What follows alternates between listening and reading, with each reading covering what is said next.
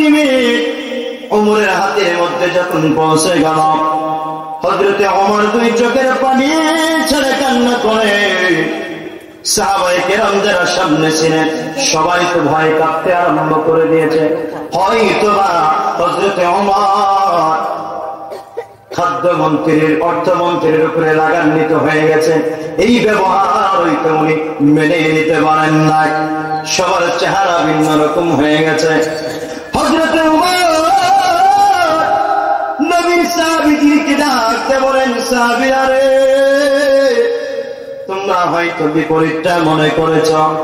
আমি এই জন্য কান্না করি না, আমি আল্লাহর শুকরিয়া আদায় করি, কারণ এমন একজন ইনসাফওয়ালা অর্থমন্ত্রী আল্লাহ আমাকে দান করেছে। আলহামদুলিল্লাহ আলহামদুলিল্লাহ নাহমাদুহু ওয়া নাস্তাঈনুহু ونستغفره ونؤمن به ونتوكل عليه ونعوذ بالله من شرور أنفسنا ومن سيئات أعمالنا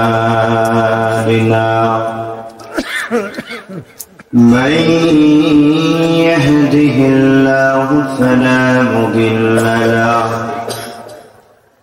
ومن يضلله فلا هادي له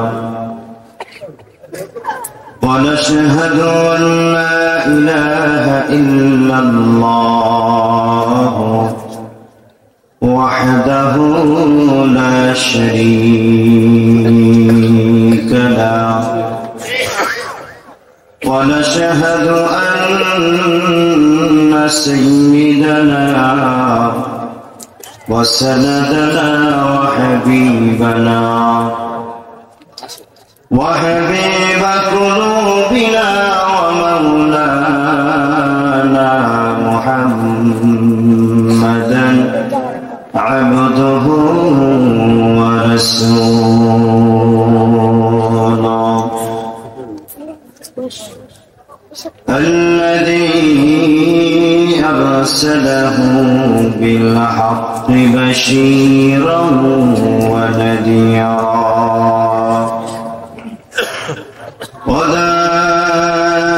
وداعيا إلى الله بإذنه وسراجا وقمرا منيرا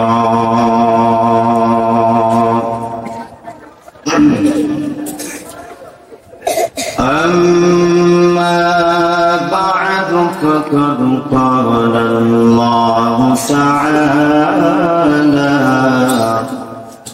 في كلامه المجيد وفي فرقان الحميد সকলেই আমার সহিত জবান খুলে তেলাওয়াত করুন আউযু বিল্লাহি মিনাশ শাইতানির রাজীম বিসমিল্লাহির রাহমানির রাহিম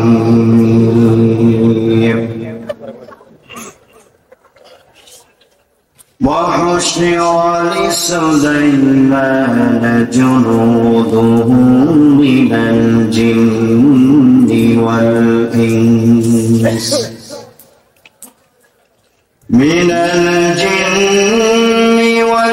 والإنس والطير فهم يوزعون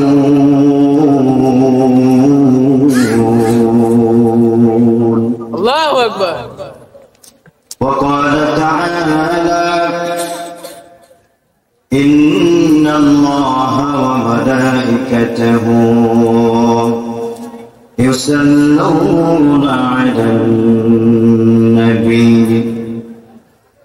يا أيها الذين آمنوا صلوا عليه وسلموا تسليما اللهم صل على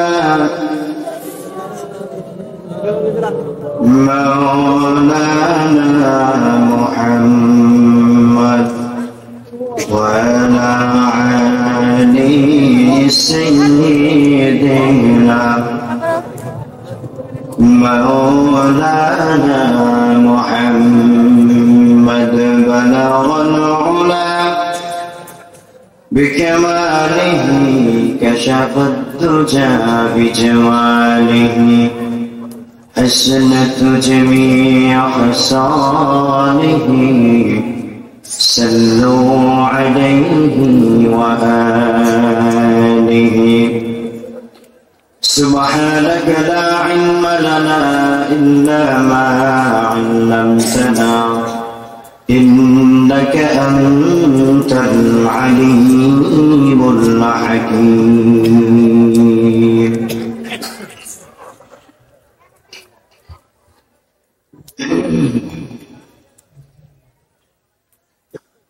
কেমন করে ঘুমাও তুমি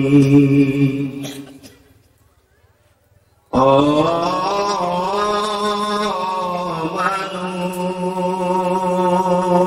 মানুষ কেমন করে ঘুমাও তুমি ফজর করে কাজা এমন তো হতে পারে তোমার জহরে জানাজা কেমন করে ঘুমাও তুমি কেমন করে ঘুমাও তুমি ফজর করে কাজা এমন তো হতে পারে তোমার জোহরে জানাজা মুসলিম হয় না জন্ম নিলে মুসলমানের ঘরে কাফের মুমিন তফাৎ হয় সালাতের উপরে মানুষ নামাজের উপরে এই জীবনে নামাজ যেন এই জীবনে নামাজ যেন হয় না কবু কাজা এমন তো হতে পারে তোমার জোহরে জানাজা বেনামাজির লাশ কবরেতে রাখিবে যখন মাটির চাপে পাঁজরের হাত ভাঙবে তখন বিষাক্ত ওই সাপের সবল বিষাক্ত ওই সাপের সবল বেনামাজির সাজা এমন তো হতে পারে তোমার জোহরে জানাজা বেনামাজি পাবে না নবীর সুপারিশ দোজখ হবে শেষ ঠিকানা আঘাতার আঘাত বেনামাজি পাবে না নবীর শাফায়াত দোজখ কবে শেষ ঠিকানা আঘাত নামাজ বিনে পরকালে নামাজ বিনে পরকালে পাবে না তো সাজা এমন তো হতে পারে তোমার জোহরে জানাজা কেমন করে ঘুমাও তুমি কেমন করে ঘুমাও তুমি ফজর করে কাজা এমন তো হতে পারে তোমার জোহরে জানাজা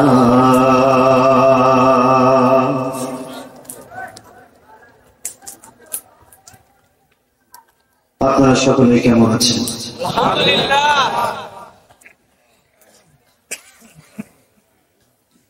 রাজশাহী জেলার পবা থানার অন্তর্গত তালুক ধর্মপুর ঈদগাহ ময়দান ফুরকানিয়া মাদ্রাসার উদ্যোগে আয়োজিত বিরাট তাফসীর কোরআন মাহফিলের সম্মানিত সভাপতি জনাব আলহাজ মোহাম্মদ মঞ্জুরুল ইসলাম ওয়াহিদ সাহেব শ্রদ্ধেয় স্যার উপস্থিত আছেন। আল্লাহ তাআলা ওনার হায়াতে সুস্থতার সাথে যেন বারাকা দান করে সকলে বলি আমিন। আর উপস্থিত আছেন সহ সভাপতি জনাব ডক্টর জালালউদ্দিন। মাশাআল্লাহ। আজকে আপনাদের তাফসীর কোরআন মাহফিলের সম্মানিত প্রধান অতিথি জনাব আসাদুজ্জামান আসাদ সাহেব, মাননীয় সংসদ সদস্য পবা মোহাম্মদপুর রাজশাহী। আর উপস্থিত আছেন মঞ্চে বিশেষ অতিথি বীর মুক্তিযোদ্ধা মোহাম্মদ ইয়াসিন আলী।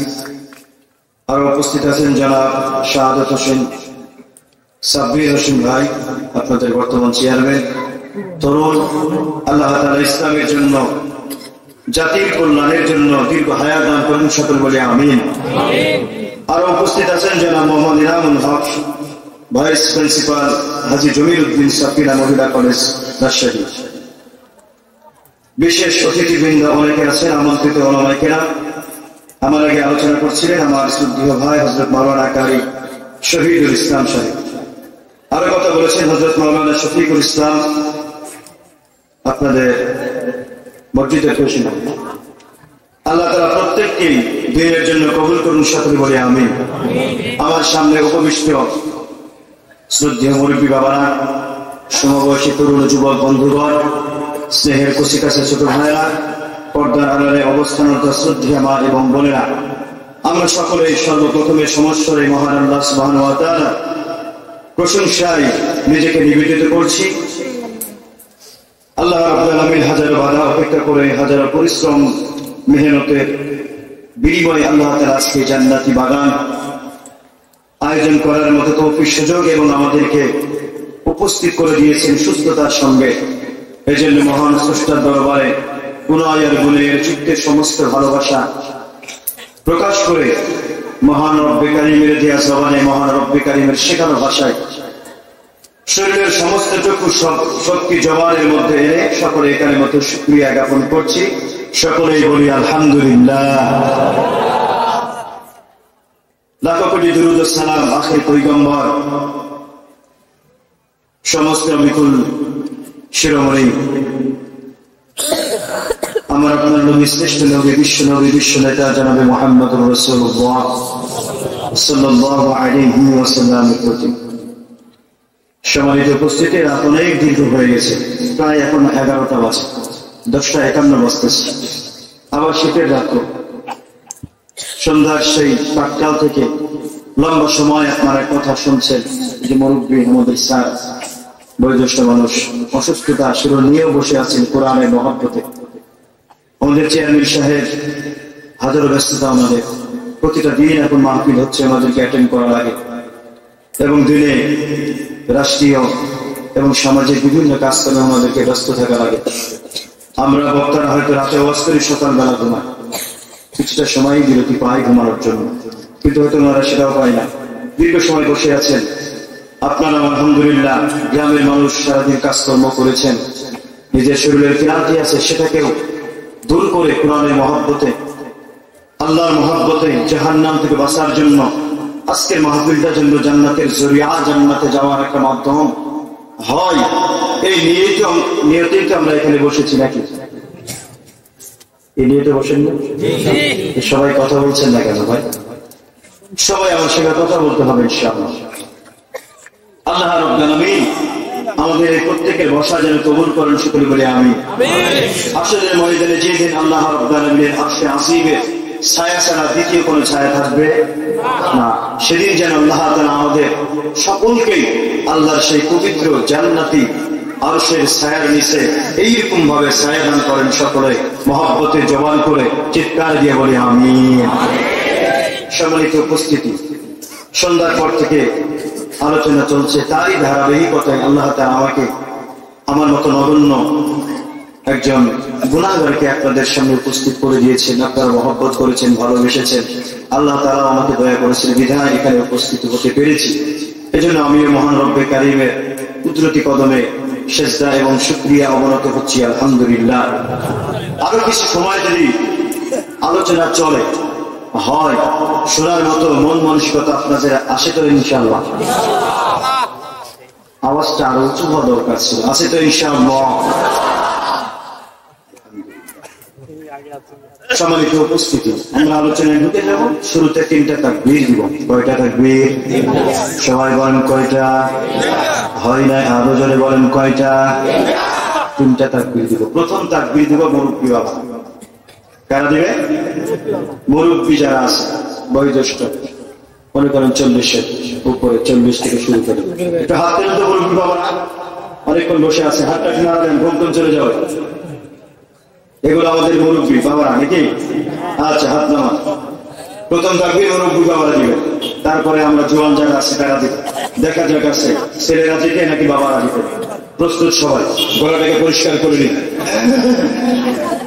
প্রস্তুত হন বাবা? লিল্লাহি তাকবীর। যুবক ভাইরা, বাবাদের আওয়াজ আপনারা শুনেছেন, এবার যুবক ভাইরা প্রস্তুত? লিল্লাহি তাকবীর। যে আওয়াজ হয়েছে এই হিসেবে যুবকদের আওয়াজ হয় কিসের মিশা হয়েছে, বেশি হাত প্রয়োজন। এবার সবাই সমস্যায় একত্র হয়ে বাবা এবং ছেলে সবাই একসাথে আমরা 3য় নাম্বার তাকবীর দিব। আমাদের এই তাকবীরের আওয়াজ যেন আল্লাহ রাব্বুল আলামিন আরশে আযমে পৌঁছিয়ে দেন। আল্লাহ যেন আমাদের তাকবীরগুলো কবুল করেন। কারণ যুগে যুগে আমরা দেখেছি বাতিল তাকবীরের কাছে পরস্ত। গত 2023 সালে ফেব্রুয়ারি মাসের 8 তারিখে, আপনাদের হয়তো অনেকের মনে আছে, হয়তো বা তারিখ ভুলে গেছে, ভারতের দিল্লিতে আমাদের এক বোন মুস্কান তাকবীর দিয়েছিল। স্মরণ আছে আপনাদের? যে 3টা মাত্র তাকবীরের ধরে মুহূর্তের ভিতরে আল্লাহ রাব্বুল আলামিন সারা ওয়ার্ল্ডে ভাইরাল করে দিয়েছিল। ঠিক না বা ঠিক? ইমানের জজবা নিয়ে ইখলাসের সাথে যদি এখনো আমরা তাকবীর দিতে পারি, গৌর গোবিন্দ সিলেটের জমিনে শাহজালাল ইয়ামানী রহমতুল্লাহ আলাইহির তাকবীরের ধ্বনিতে তার প্রাসাদ চূর্ণ বিচূর্ণ হয়ে গেছে। ওই গৌর গোবিন্দের উত্তরসূরি আজও বাংলার জমিনে আছে না না? আমরা দেখি বিভিন্ন সময় মাঠে ময়দানে যখন উলামায়ে কেরাম কথা বলেন, বাংলাদেশের ধর্মপ্রাণ মুসলমানেরা যখন তাকবীরের আওয়াজ নিয়ে নবীর ইজ্জতের জন্য, কুরআনের ইজ্জতের জন্য বিভিন্ন সময় মাঠে ময়দানে বাংলাদেশে ইসলামী আন্দোলন হয় কি হয় না? হয় কি হয় না?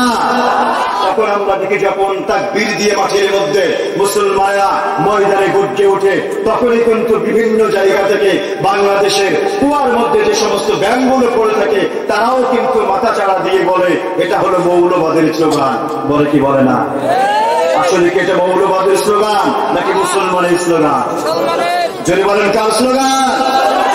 প্রত্যেকটা মুসলমানের স্লোগান। নামাজের শুরুতে আল্লাহু আকবার আছে না নাই? আছে। জানাজা যখন আরম্ভ হয় আল্লাহু আকবার আছে না নাই? সন্তান যখন পৃথিবীর জমিনে ভূমিষ্ঠ হয় তার ডান কানে আযান, বাম কানে ইকামত, আল্লাহু আকবার আছে না নাই? এই দেশে যেই মুসলমানের প্রথম শব্দ হয় আল্লাহু আকবার, দুনিয়া থেকে বিদায়ের সময় শেষ শব্দ হয় আল্লাহু আকবার, এটা কখনো মৌলবাদের কোন একটা দেশের স্লোগান হতে পারে না, কোন একটা দলের স্লোগান না, এটা সমস্ত মুসলমানের স্লোগান। কথা বলেন ঠিক না নাকি? এই তাকবীর দেওয়ার জন্য আমরা প্রস্তুত আছি তো ইনশাআল্লাহ। আমাদের তাকবীরের আওয়াজ পেলে শয়তান দূরে চলে যাবে। লিল্লাহি তাকবীর, লিল্লাহি তাকবীর।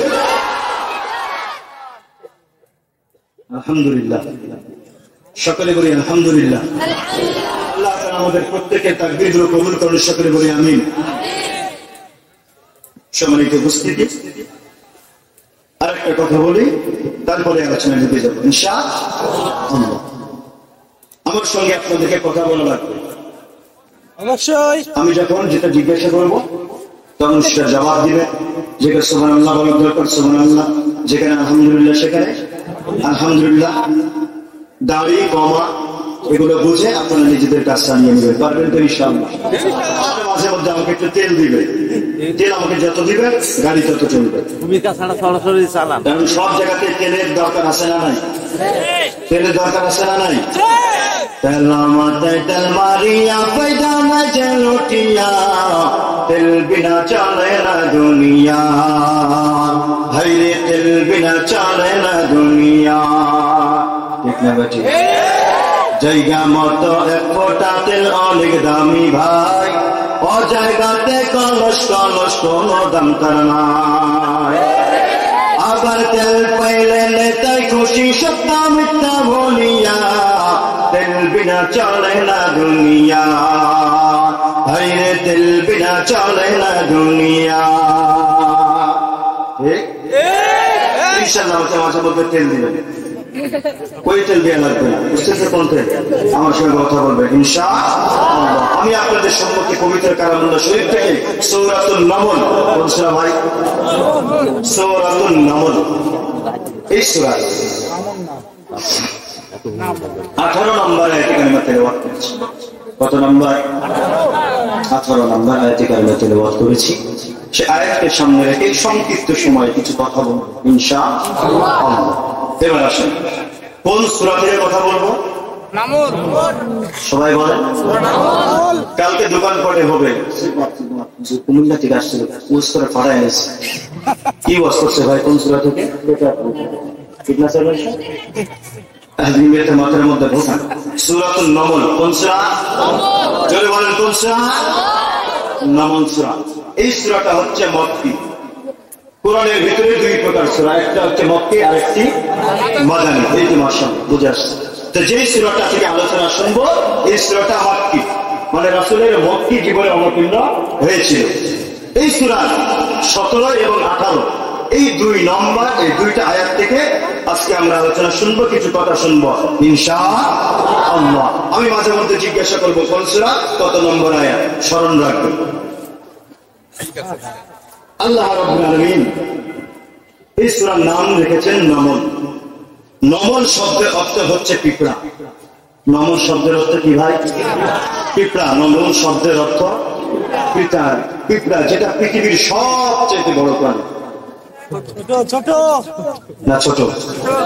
যেটা পৃথিবীর সবচেয়ে ছোট। আল্লাহ রাব্বুল আলামিন সূরা নাযিল করলেন একটা পিঁপড়ার নামে। কেন? কারণ আছে না নাই? কেন আল্লাহ তাআলা পিঁপড়ার নামে সূরা নাযিল করলেন? এই পিঁপড়ার ভিতরে কি এমন গুণ, কি এমন কোয়ালিটি আছে, এবং সেই গুণটা আমাদের মানুষদের দরকার। এজন্য আল্লাহ রাব্বুল আলামিন পিঁপড়ার নামে সূরা নাযিল করেছেন, এবং সেই পিঁপড়ার কথাগুলো আল্লাহ কোরআনে কোট করে দিয়েছেন। সুবহানাল্লাহ বলেন। তাহলে এই কারণ আমরা জানবো, এবং পিঁপড়ার ভিতরে যে গুণটা ছিল, যে গুণটা প্রত্যেকটা মুসলমানের দরকার, এটা আজকে জানবো। জেনে তারপর আমরা আমল করবো ইনশাআল্লাহ। আমার মুসলমান ভাইরা গভীর মনোযোগ দেন। খুব একটা লম্বা সময় আলোচনা হবে না, 11টা বেজে গেছে। 12টার মধ্যে আমি আলোচনা ক্লোজ করে দিব। তবে কিছু তথ্য আমি আপনাদেরকে দিয়ে যাব। যে জিনিসগুলো আমার আপনার ব্যক্তি জীবনে, পারিবারিক জীবনে, রাষ্ট্রীয় জীবনে দরকার এমন কিছু কথা আল্লাহ রাব্বুল আলামিন আমি গঠন গুনাহগারের জবান দ্বারা যেন বের করেন, যেটা সকলের দরকার। জোরে বলেন আমিন। আমার আল্লাহ রাব্বুল আলামিন বলেন ওয়া হুশিরা সুলাইমানা জুনুদুহু মিনাল জিন্নি ওয়াল ইনস। সুলাইমান আলাইহিস সালাতু ওয়াস সালাম একজন নবী ছিলেন, নাম শুনেছেন আপনারা? একটু আগে আমার বললেন যে আমার সঙ্গে কথা বলবেন। একজন সুলাইমান আলাইহিস সালাতু ওয়াস সালাম পয়গম্বর ছিলেন, নাম শুনেছেন? যিনি দাউদ আলাইহিস সালাতু ওয়াস সালামের সন্তান। ওনার বাবার নাম দাউদ আলাইহিস সালাম। দাউদ আলাইহিস সালাম উনিও নবী, ওনার সন্তান সুলাইমান আলাইহিস সালাতু ওয়াস সালাম উনিও নবী। সুবহানাল্লাহ। বাবাও নবী, সন্তানও নবী। আমার বাবা ছিল দেশের বাদশাহ, সন্তানকে আল্লাহ তাআলা বাদশাহ বানিয়েছেন। সুবহানাল্লাহ। সুলাইমান আলাইহিস সালাতু ওয়াস সালাম শুধু একটা রাজ্যের বাদশা ছিলেন, একটা দেশের, একটা মহাদেশের বাদশা ছিলেন, সারা পৃথিবীর বাদশা ছিলেন। আল্লাহ রাব্বুল আলামিন সারা পৃথিবীর বাদশা বানিয়েছিলেন চারজনকে। কয়জন? চারজনকে। এর মধ্যে হচ্ছে দুইজন মুসলমান আর দুইজন কাফের। দুইজন মুসলমান, দুইজন কাফের। স্যার কয়েকটা যদি প্রয়োজন না হয় অন্য কোনো দিলে আমার জন্য ভালো হবে। কেউ আসেন না স্বেচ্ছাসেবক? কয়েকটা শোনে না তো বলতেছিলাম কয়জন বাদশা পৃথিবীর রাজত্ব করেছিল? চারজন। দুইজন মুসলমান, দুইজন কাফের। দুইজন মুসলমান, একজন সুলাইমান আলাইহিস সালাতু ওয়াস সালাম, আরেকজন ছিলেন বাদশা যুলকারনাইন, যার ঘটনা সূরা কাহফের মধ্যে আল্লাহ তাআলা বিস্তারিত আলোচনা করেছেন। আর দুইজন ছিল কাফের, একজন ছিল বখতেনাসার, আরেকজন নমরুদ। নাম শুনেছেন তো সবাই? তাহলে কাফের কয়জন? মুসলমান কয়জন? দুইজন কাফের, দুইজন মুসলমান। এই দুইজন মুসলমানের মধ্যে হতে হযরতে সুলাইমান আলাইহিস সালাতু ওয়াস সালাম একজন, যিনাকে আল্লাহ রাব্বুল আলামিন সারা পৃথিবীর বাদশা বানিয়েছিলেন। সুবহানাল্লাহ। এবং আল্লাহ রাব্বুল আলামিন ওনাকে এমন কিছু স্পেশাল নিয়ামত দান করেছিলেন যেটা অন্য কোন নবীকে আল্লাহ তাআলা দেয় নাই। আল্লাহ রাব্বুল আলামিন বলেন ওয়া ওয়ারিসা সুলাইমানু দাউদা ওয়া ক্বালা ইয়া আইয়ুহান নাস উল্লিমনা মানতিকাত তাইর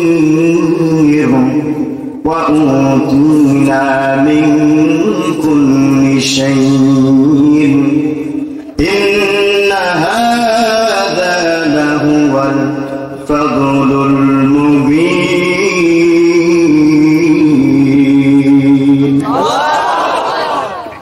আল্লাহ রাব্বুল আলামিন বলে যে সুলাইমান আলাইহিস সালাতু ওয়াস সালাম দাউদ আলাইহিস সালামের ওয়ারিস, অর্থাৎ ওনার সন্তান। আল্লাহ রাব্বুল আলামিন ওনাকে সারা পৃথিবীর সমস্ত মানুষের ইলম দান করেছিলেন, মানতিকাত তাইর, পাখিদের জ্ঞান দান করেছিলেন, ওয়া উতিনা মিন কুল্লি শাইইন, এবং সমস্ত কিছুর জ্ঞান ওনাকে আল্লাহ দান করেছিলেন। সুবহানাল্লাহ। সমস্ত কিছুর জ্ঞান অর্থাৎ উনি সমস্ত মাখলুকের কথা বুঝতে পারতেন। পিঁপড়ার কথা, গরুর কথা, মাছের কথা, মাছির কথা, মহিষের কথা, মানুষের কথা, জিনের কথা, সব কিছুর কথা, ভাষা বুঝতেন। উনার সামনে এসে পিঁপড়ারাও বিচার দিত, মাছিরাও বিচার দিত। আমাদের চেয়ারম্যানের সামনে শুধু আমরা মানুষরাই গিয়ে বিচার দিই, মামলা দিই, নাকি গরু ছাগল যায়? সুলাইমান আলাইহিস সালাতু ওয়াস সালামের সামনে সমস্ত মাখলুকরা গিয়ে বিচার দিত।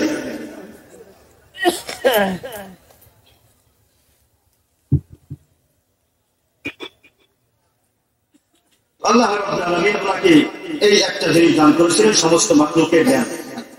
দ্বিতীয় নম্বর, ওনাকে আল্লাহ রাব্বুল আলামিন একটা আসন, পালঙ্ক দান করেছিলেন, যেটাকে তখতে সুলাইমান বলা হয়। ওনার একটা আলাদা তক্ত খাট ছিল, আর সিংহাসন যেটাই বলে, যেই তক্তের ভিতরে সুলাইমান আলাইহিস সালামের ৮০,০০০ সৈন্যবাহিনী ছিল। সুবহানাল্লাহ বলবেন না? কত হাজার? ৮০,০০০ সৈন্যবাহিনী ছিল। এই ৮০,০০০ সৈন্যবাহিনী এই তক্তের উপরে বসতে পারত। সুবহানাল্লাহ। সম্মানিত উপস্থিতি ভাইরা আমার, সামনে কিছু জায়গা ফাঁকা আছে, আলোচনা ঢুকে যাচ্ছি, পিছনে জায়গা হচ্ছে না, বলা হচ্ছে সামনে একটু জায়গা করে দেওয়া যাবে। যেটা জিকিরের সাথে আমরা সামনে জায়গা করে দিই, বরকতেই বরকত। আপনি আরেক ভাইকে বসার জন্য সুযোগ করে দিলেন, এটার জন্য আল্লাহ আপনাকে সওয়াব দান করবে। সুবহানাল্লাহ বলেন। আপনি সবাই জিকিরের সাথে সামনে চলে আসি। সুবহানাল্লাহ আলহামদুলিল্লাহ লা ইলাহা। এই যে এই সাইডে বাম সাইডে জায়গা আছে ভাইজান, তার একটু ক্রস হয়ে আপনারা জায়গা করে দিন। এই যে সামনের দিকে ফাঁকা জায়গা, এই জায়গায় ইনশাআল্লাহ জায়গা করে দিন। ওদের পিছনের ভাইয়ের সামনে জায়গা আছে, চলে আসেন, জিকির করেন। সুবহানাল্লাহ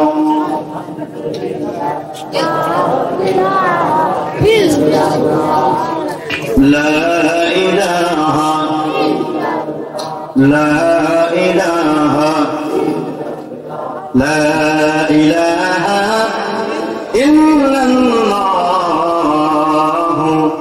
মুহাম্মাদুর রাসূলুল্লাহ সাল্লাল্লাহু আলাইহি ওয়াসাল্লাম। তো দ্বিতীয় নাম্বার তক্তে সুলাইমান, আল্লাহ রাব্বুল আলামিন একটা আসন তক্ত দাঁড় করেছিলেন, খাট সিংহাসন এমন, যেটার মধ্যে ৮০,০০০ সৈন্যবাহিনী বসতে পারত। আর আসতে বলেন ৮০,০০০ সৈন্যবাহিনী একসাথে বসতে পারত। এবং এই সিংহাসনটা পরিচালনা করার জন্য পেট্রোলের প্রয়োজন হতো না, ডিজেলের প্রয়োজন হতো না, কোন ইঞ্জিন লাগতো না, সুইচও ছিল না, রিমোট কন্ট্রোলও ছিল না। সুলাইমান আলাইহিস সালাম যখন এটার উপরে বসতে, যে কোথাও যাবেন, ইশারা করতেন, ওরা আরম্ভ করত, আবার ইশারা করতেন, নিচে নেমে যেত। তেলের গাড়ি তেলে চলে, হাওয়ার গাড়ি হাওয়াই চলে, বিনা তেলে হাওয়াই চলত নবী সুলাইমান, মোরা সেই মুসলমান। তো একদিন হযরত সুলাইমান আলাইহিস সালাম, ওনার জিনের মধ্যে থেকে সৈন্যবাহিনী ছিল, মানুষের মধ্যে থেকে সৈন্যবাহিনী ছিল, এবং পক্ষীকুল পাখির মধ্যে থেকে সৈন্যবাহিনী ছিল, ঘোড়া হাতি প্রাণী জগতের মধ্যে থেকে সৈন্যবাহিনী ছিল। তাহলে কয় শ্রেণী হলো? কয় শ্রেণী? মানুষ, জিন, পক্ষীকুল, প্রাণী জগৎ। কয় শ্রেণী হলো? 4 শ্রেণীর সৈন্যবাহিনী নিয়ে উনি সফর আরম্ভ করেছেন। কোথাও যাচ্ছেন, আল্লাহ রাব্বুল আলামিন সে কথাই বলছেন।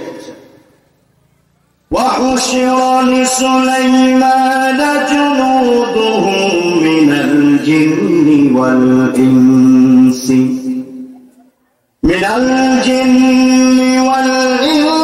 والطير فهم يوزعون।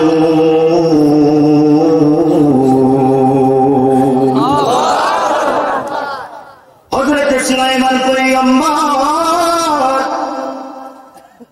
ওনার যে সমস্ত সৈন্যবাহিনী ছিল, জিনের মধ্যে থেকে, মানুষের মধ্যে থেকে, পাখি কুলের মধ্যে থেকে, প্রাণী কুলের মধ্যে থেকে সবাইকে নিয়ে উনি রওনা করলেন সফরের মধ্যে। সবাইকে নিয়ে যাত্রা আরম্ভ করেছেন। হাত্তা ইযা আতাউ আলা ওয়াদিন নামর, পথিমধ্যে ওয়াদি নামুন নামক একটা জায়গা, বাংলায় যেটাকে বলা হয় উপত্যকা, 2 পাহাড়ের মধ্য দিয়ে একটা রাস্তা। কয় পাহাড়ে? 2 পাহাড়ের মধ্য দিয়ে রাস্তা। যেমন আপনাদের বরিন, এটা বরিন্দ্র এলাকা হয়, করন্দ এলাকার ভিতরে মাঠের মধ্যে দিয়ে রাস্তা আসে না নাই? আসে। যখন ইরিকেট পেকে যায়, অথবা এই যে এখন ইরিকেট লাগানো হয়েছে, এখন আলহামদুলিল্লাহ এই মাঠের মধ্যকার রাস্তা দিয়ে হাঁটতে বা যাইতে চারিদিকে সোনালী সবুজ, অনেকটা আনন্দ। হযরত সুলাইমান পয়গম্বর দুই পাহাড়ের মধ্যবর্তী রাস্তা দিয়ে ওরা সৈন্যবাহিনীদেরকে নিয়ে রওনা করেছেন, সফরে বের করেছেন, যাচ্ছেন। প্রতিমধ্যে ওয়া দিয়ে নামন এই পাহাড়ের উপত্যকার মধ্যে যখন উনি নেমেছেন, তো এই পাহাড়ের মধ্যবর্তী অবস্থানে পিঁপড়ার রাজ্য ছিল। তার রাজ্য পিঁপড়ার রাজ্য ছিল। এই পিঁপড়ার রাজ্যের আবার রাজাও ছিল। সুবহানাল্লাহ বলেন। দেখবেন ছাগল, ভেড়া, গরু প্রথমটা যেই দিকে যায়, পরের গুলা ওই দিকে যায়, ওই দিকেই যায়। আপনি একটা ছাগলকে পানি পার করতে পারবেন না। যখন একটা প্রথম ছাগল পার হয়ে যায়, পরের গুলোকে আর ধরে রাখা যায়? যায় না। গরুকে একটা যখন আপনি নদীর মধ্যে নামাইয়া দিবেন, প্রথমটা যাওয়ার পরে পরেরগুলো সব সারিবদ্ধ হবে, তাকে ফলো করে চলে যায়। দুনিয়ার সব মাখলুক তাদের একটা নেতা আছে যাকে ফলো করে। আমরা মুসলমান, আমাদেরও নেতা আছে না নাই? নবী মুহাম্মদ রাসূলুল্লাহ। কিন্তু হায় আফসোস, আমরা কপল পড়া নবীকে আমরা অনুসরণ। দুনিয়ার সবাই, সমস্ত মাখলুক তাদের যে নেতা আছে গোত্রে, তাকে অনুসরণ করে, ফলো করে। কিন্তু আমরা মুসলমান, আমাদের নেতাকে আমরা ফলো করি। তো হযরত সুলাইমান পয়গম্বর যাচ্ছেন। قالت نملة يا أيها النمل ادخلوا مساكنكم। হযরত সুলাইমান পয়গম্বর যখন উপত্যকার মধ্যে সৈন্যবাহিনী নিয়ে নেমে গেছে, হঠাৎ করে ওনার কানের ভিতরে একটা আওয়াজ আসছে। কারণ উনি সমস্ত প্রাণীর ভাষা বুঝতেন। ওনার কানের ভিতরে আওয়াজ আসলো, যেটা বলতেছিল ওই পিঁপড়ার একজন রাজা ছিল। এই রাজ্যের ভিতরে পিঁপড়ার যে রাজা ছিল, ওই রাজাটা ছিল একজন নারী, রানী ছিল, রানী নেত্রী ছিল, মহিলা। পিঁপড়ার রানী তার সমস্ত পিঁপড়াদেরকে ডেকে বলছে, প্রজাদেরকে ডেকে বলছে, قالت نملة يا أيها النمل ادخلوا مساكنكم। হে আমার দেশের প্রজারা, হে পিঁপড়ার দলেরা, জলদি করে তোমরা গর্তের ভিতরে প্রবেশ করো। কোথায় প্রবেশ করার কথা বললো? জোরে বলেন সবাই। পিঁপড়ারা কোথায় থাকে? গর্তের ভিতরে থাকে। এই মহিলা পিঁপড়া, মহিলা রানী দেশের সমস্ত প্রজাদেরকে লক্ষ্য করে বলল, যদি তোমরা বাঁচতে চাও, জলদি করে উদখুলু মাসাকিনাকুম, গর্তের ভিতরে প্রবেশ করো। কেন গর্তের ভিতরে প্রবেশ করবে? কারণ হযরত সুলাইমান পয়গম্বরের সৈন্যবাহিনীগুলো আসতেছে, সৈন্যবাহিনীগুলো আসতেছে, ঘোড়া আসছে, মোষ আসছে, মানুষ আসছে, জিনজাতি আসছে। এত বড় বড় প্রাণীরা যদি তাদের উপরে দিয়ে হেঁটে চলে যায়, তাদের খবর পাওয়া যাবে? হবে না। ঘোড়া তো মুহূর্তের ভিতরে দৌড়ে চলে যাবে, আর হাতির পাড়া চলিত পরে এমন ভাবে গলবে, মুহূর্তের ভিতরে নিঃশ্বাস নেওয়ার সুযোগ পাওয়া যাবে না। রানী তার প্রজাদেরকে বলছে, শোনো, যদি তোমরা নিজেদেরকে বাঁচাইতে চাও, উদখুলু মাসাকিনাকুম, গর্তের ভিতরে প্রবেশ করো। কেননা লা ইয়াহতিমান্নাকুম সুলাইমান ওয়া জুনুদুহু ওয়া হুম লা ইয়াশউরুন।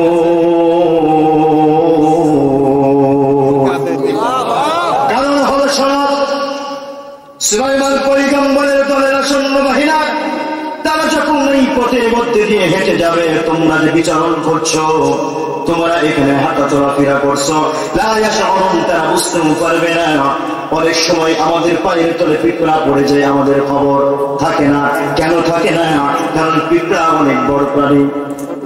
এই জন্য নাকি ছোটরে জানে হযরত সুলাইমান পয়গম্বর এই মহিলা পিঁপড়া স্বজাতিকে বাঁচানোর জন্য এত সুন্দর একটা ঘোষণা দিয়ে দিল, যদি তোমরা নিজেদেরকে বাঁচাইতে চাও গর্তের ভিতরে প্রবেশ করে না। ভালো কথা কিনা? জোরে বলেন। 1971 সালে বাংলাদেশে যখন যুদ্ধ হয়েছিল, বাংলাদেশের সূর্য সন্তান বঙ্গবন্ধু বাংলার মানুষদেরকে বাঁচানোর জন্য স্লোগান দিয়েছিলেন, বক্তব্য দিয়েছিলেন, হে আমার দেশের মানুষেরা, তোমাদের কাছে যার যা আছে তাই নিয়ে তোমরা ঝাঁপিয়ে পড়ো। ঠিক না? ঠিক। এবারে সংগ্রাম, মুক্তির সংগ্রাম স্লোগান দিয়েছিল কিনা? ওরা এক স্লোগানে বাংলাদেশের সমস্ত মানুষের ঘুমিয়ে থাকা দেশপ্রেম জাগৃত করেছিল। কথা বলেন না কেন?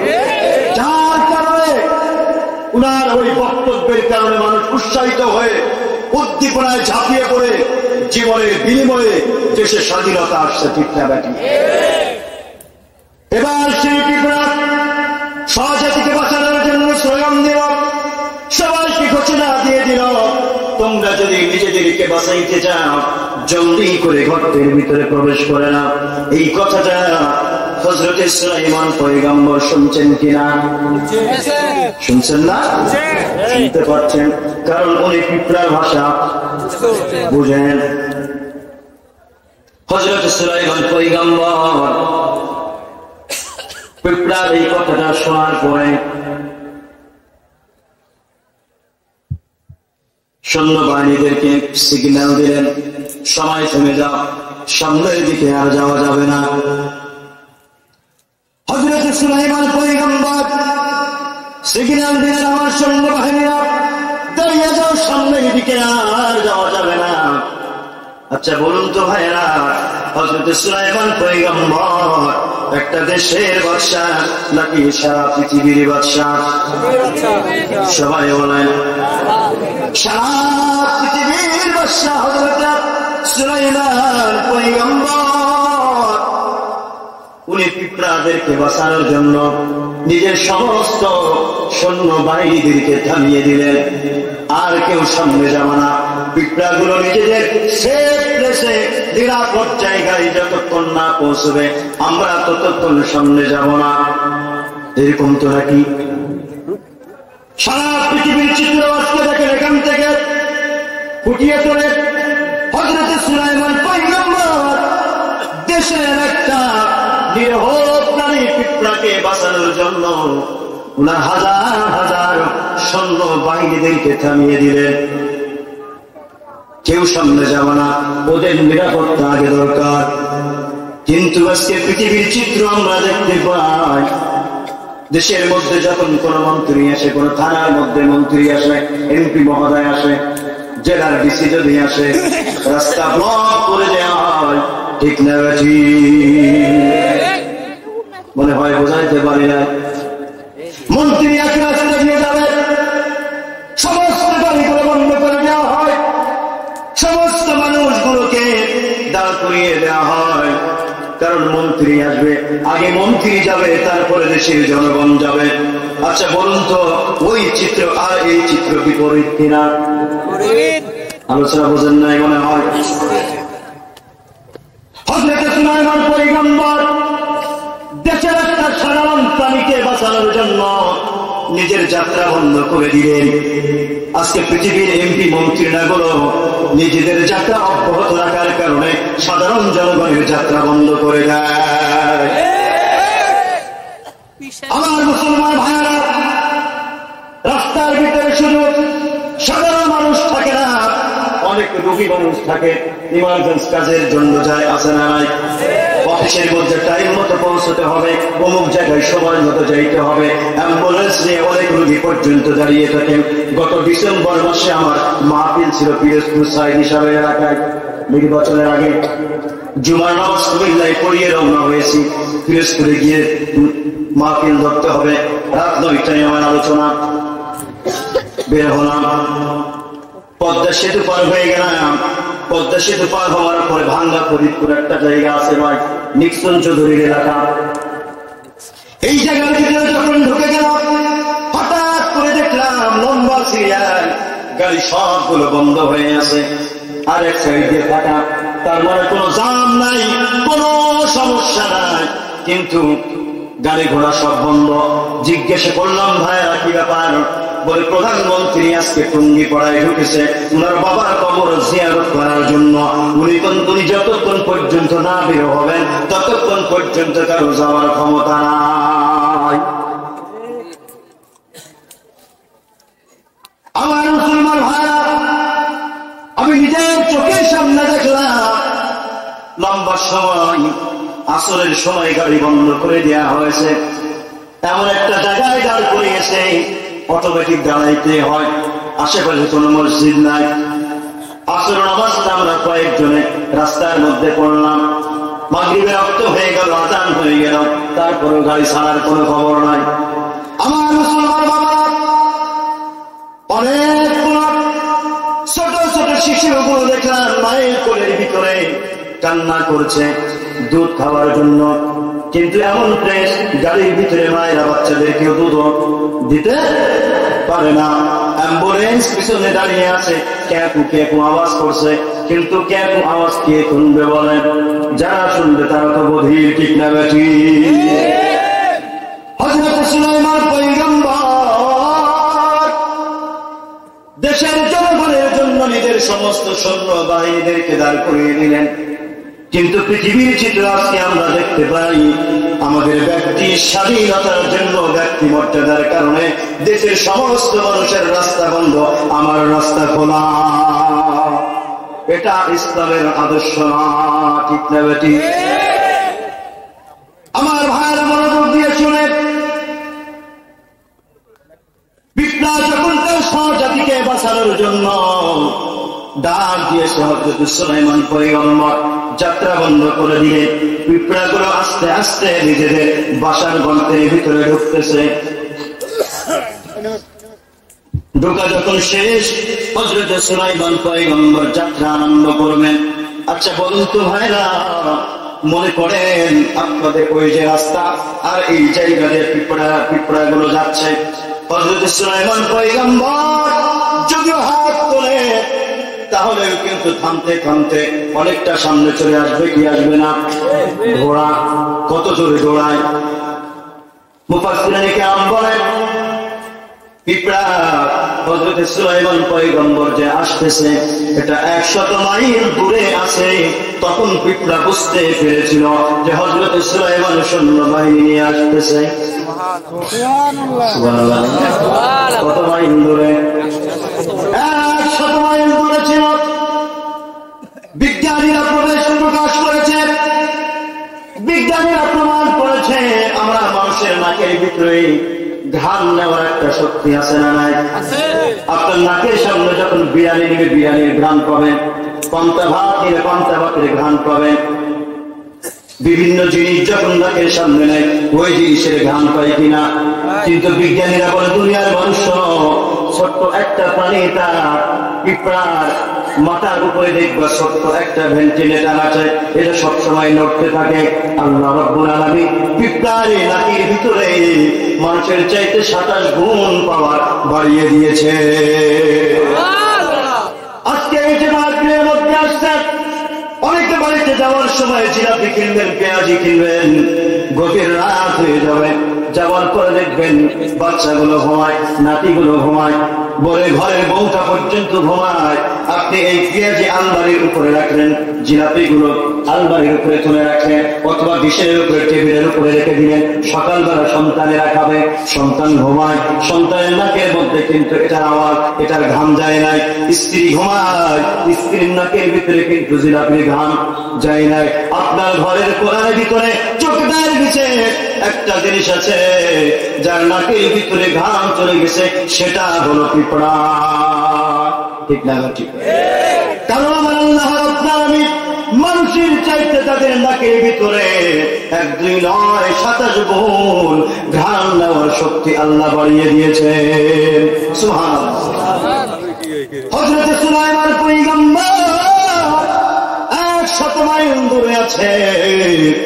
এটা পিঁপড়া বুঝতে পেরেছে 100 মাইল দূরে আছে। ঘোড়া কত দূরে দৌড়াইতে পারেন লক্ষ্য করে বোঝেন। একটা বাস মোটর সাইকেল ইচ্ছা করলে 1 মিনিটে 1 কিলো যাইতে পারে কিনা বড় ভাই? পারে। ঠিক ঘোড়াও কিন্তু এইরকম দ্রুতগামী একটা যানবাহন প্রাণী। যা সমস্ত পিঁপড়াগুলো যখন গর্তের ভিতরে প্রবেশ করল, হযরত সুলাইমান পয়গম্বর চলে আসছেন একেবারে পিঁপড়ার কাছাকাছি। পিঁপড়ার রানী রাস্তার মধ্যে দাঁড়িয়ে রয়েছে। সুলাইমান পয়গম্বর সামনে চলে আসছে। দুইজনের সাক্ষাৎ।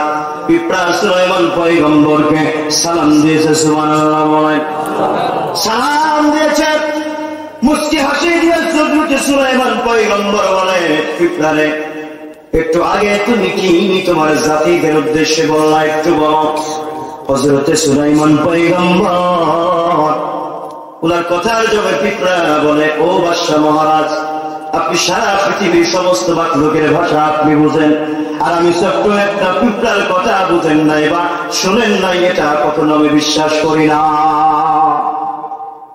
হযরতে সুলাইমান পয়গম্বর সারা পৃথিবীর সমস্ত লোকের কথা বুঝতেন, কিন্তু আমার আপনার পয়গম্বর নবী মুহাম্মদুর রাসূলুল্লাহ সমস্ত মাখলুকের কথা বুঝতেন না, কিন্তু সমস্ত মাখলুকের ব্যথা বুঝতেন।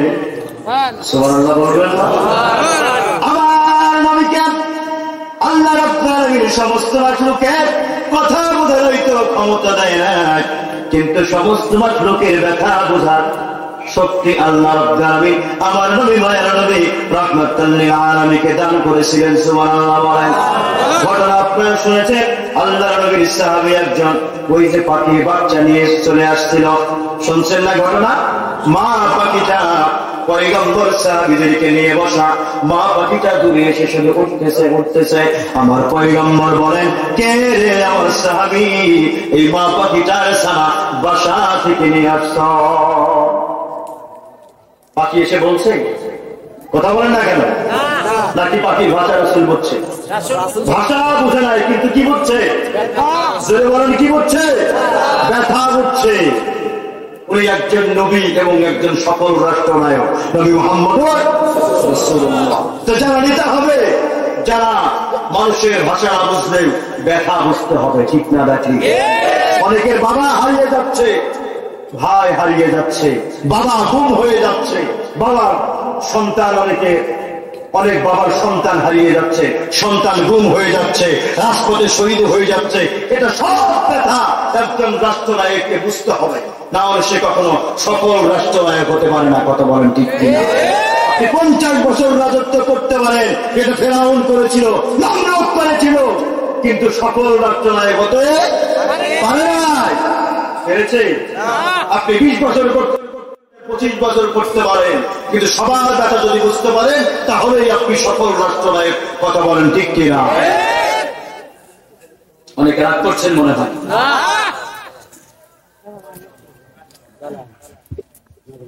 হযরত সুলাইমান পয়গম্বর জিজ্ঞাসা করলেন, তুমি কেন এমনটা করলা? তোমার সহজাতিদেরকে তুমি ডাক দিলা, হে আমার দেশের প্রজা, নিজেদেরকে যদি বাঁচাইতে চাও ঘরের ভিতরে প্রবেশ করো, কেন এটা তুমি করো না? বলে সুলাইমান পয়গম্বর, শোনে, আমার দেশের প্রজারাই যদি না থাকে, আমি রাজ্য দিয়ে কি করব? সুবহানাল্লাহ বলেন। আমার দেশের প্রজা যদি না থাকে, আগামী নির্বাচনে আমাকে ভোট কে দেবে? এই জন্য প্রজাদের নিরাপত্তা দরকার আছে না?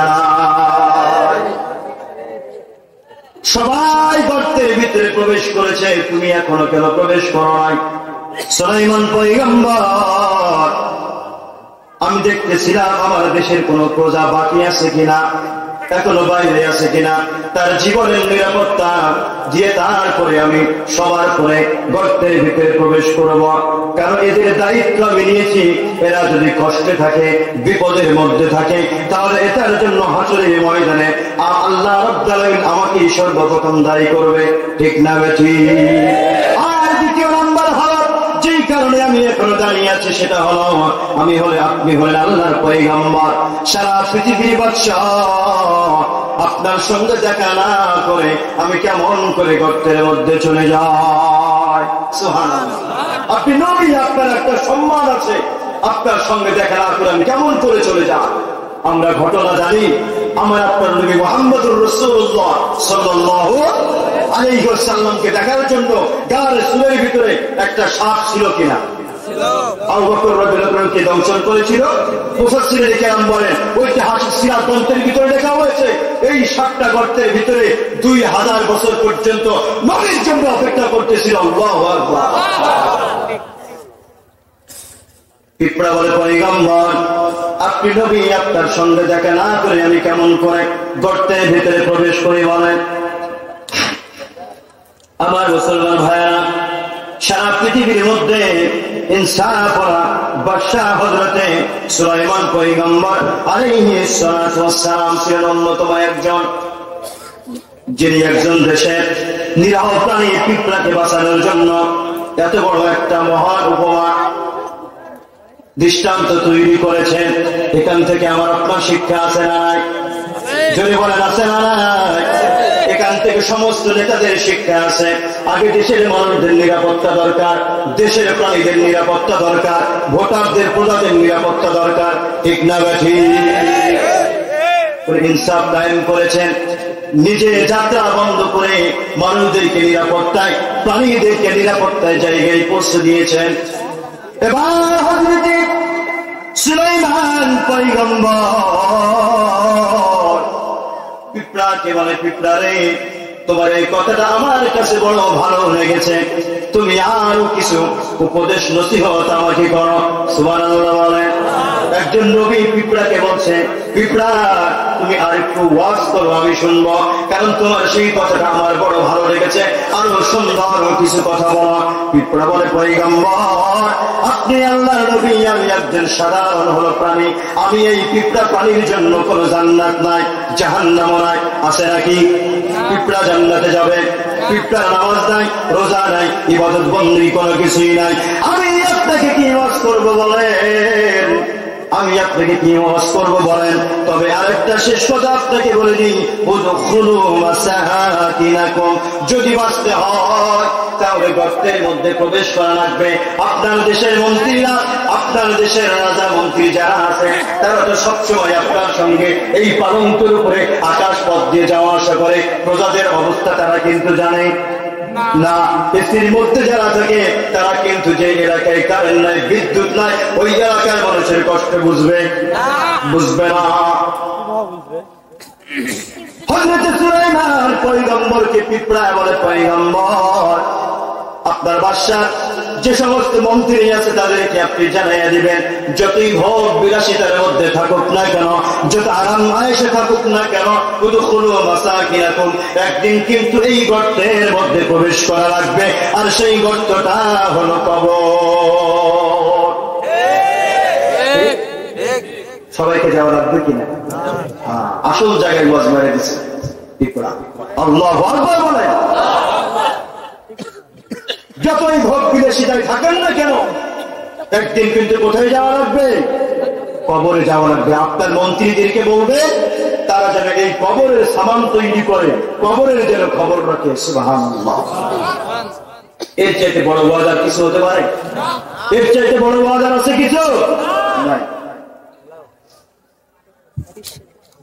হযরত সুলাইমান পয়গম্বর দুই চোখের পানি ছেড়ে দিলেন, পিঁপড়ারে কি ওয়াজ করলি?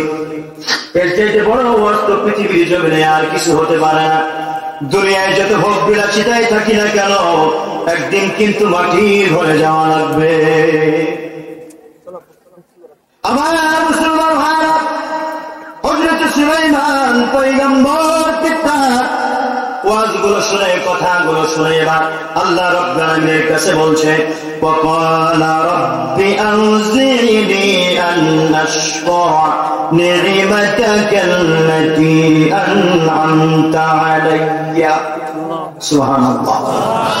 এবার দোয়া করছেন, আল্লাহ আমাকে যে সম্পদ দান করেছেন, বাদশাহী দান করেছেন, আমার বাবাকে বাদশাহী দান করেছিলেন, আমার বাবাকে নবুয়ত দান করেছিলেন, এগুলোর জন্য আমি যেন শুকরিয়া আদায় করতে পারি। সুবহানাল্লাহ। মানে উনি আল্লাহ তাআলার কাছে তৌফিক কামনা করছেন, আল্লাহ আমি যেন অহংকারী না হই, আমি যেন দাম্ভিকতায় না পড়ে যাই, এটা করেছি, অমুক করেছি, সেটা করেছি, এত কিছু করে দিয়েছি, উন্নয়নের জোয়ার ভাসিয়ে দিয়েছি। স্লোগান আছে না নাই? যদি বলেন স্লোগান আছে না নাই? সব কিছু করে দিয়েছি, এজন্য আমি যেন কি করতে পারি? শুকরিয়া আদায় করতে পারি। সুবহানাল্লাহ। অহংকার যেন আমার জবান দেয় না আসে, এটা করে দিয়েছি, সেটা করে দিই, এটা আমার অবদান, এটা আমার অবদান, আছে না নাই? আমার মুসলমান ভাইয়েরা, وأن عمل صالحا ترضاه وأدخلني برحمتك في عبادك الصالحين। কত সুন্দর কথা বলছেন সুলাইমান পয়গম্বর। আল্লাহ আমার যেন অহংকার না আসে, ওয়াদখিলনি বিরহমাতিকা, আপনার রহমতের সাথে আমাকে প্রবেশ করেন, কবুল করেন, ফি ইবাদিকাস সালিহিন, যারা নেককার বান্দা দুনিয়াতে আছে তাদের মধ্যে আমাকে শামিল করেন। সুবহানাল্লাহ বলেন। একজন নবী আল্লাহর কাছে দোয়া করছে, আল্লাহ আমাকে নেককার যারা আছে, আপনার মুমিন বান্দা যারা আছে, সালেহীন বাদশা বান্দা যারা আছে, তাদের কাতারে আমাকে আপনি কবুল করেন। সুবহানাল্লাহ। নবী হয়ে আল্লাহ তাআলার কাছে দোয়া করছে, আমার আপনার সলিমুদ্দিনের খবর কি বলে? পরের দোয়া করেছি আমরা এইভাবে বলেন, যতটুকু আল্লাহ দিয়েছে এটার শুকরিয়া আদায় করবো, ঠিক কিনা? করা লাগবে। এবং আল্লাহ তাআলার কাছে তৌফিক কামনা করতে হবে যে আমি যেন সবসময় শুকরগুজারি হতে পারি। তাহলে বলতেছিলাম হযরত সুলাইমান পয়গম্বর একজন নেককার বাদশা, ইনসাফ ওয়ালা বাদশা, এতে কোনো সন্দেহ না।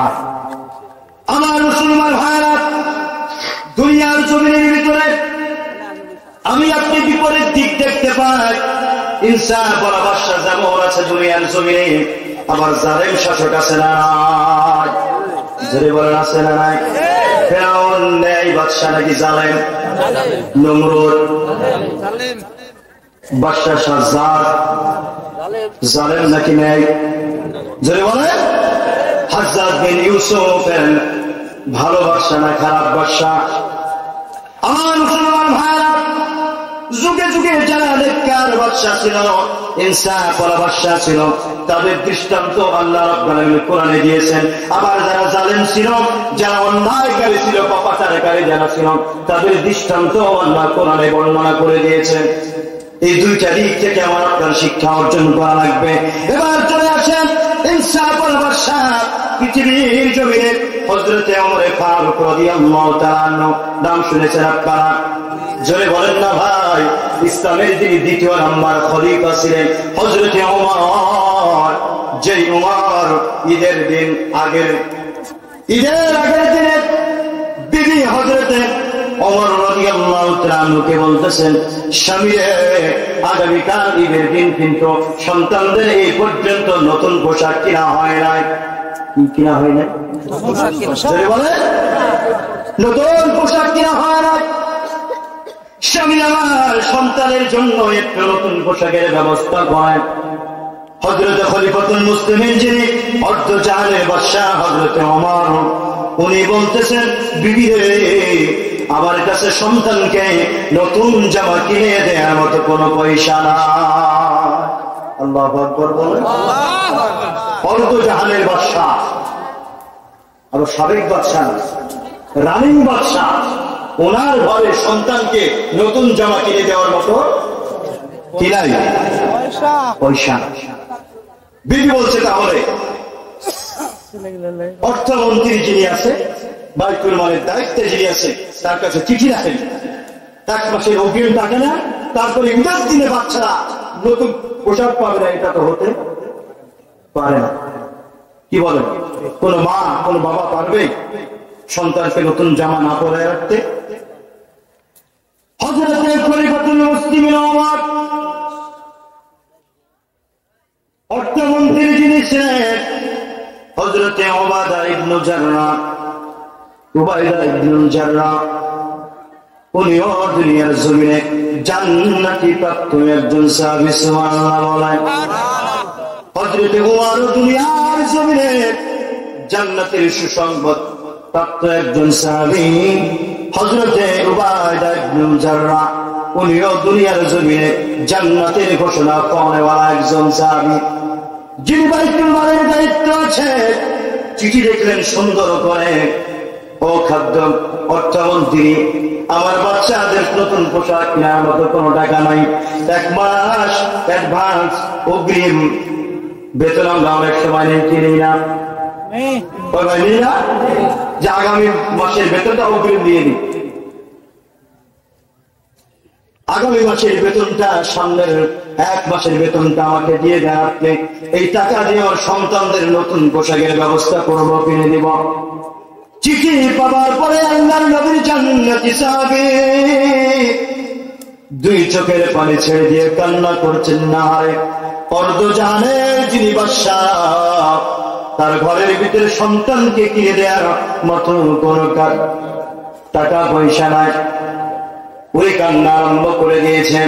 চিঠির আরেক পৃষ্ঠার মধ্যে সুন্দর করে লিখে দিয়েছেন, ও খলিফাতুল মুসলিমিন, আপনাকে আমি আগামী 1 মাসের বেতন অগ্রিম দিতে পারি, শর্ত হলো 2টা। জোরে বলেন কয়টা? বাবা সবাই বলেন না কয়টা?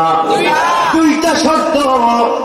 এই 2টা শর্ত যদি আপনি মেনে নেন, তাহলে আমি কিন্তু আপনাকে আগামী 1 মাসের বেতন দিয়ে দিব।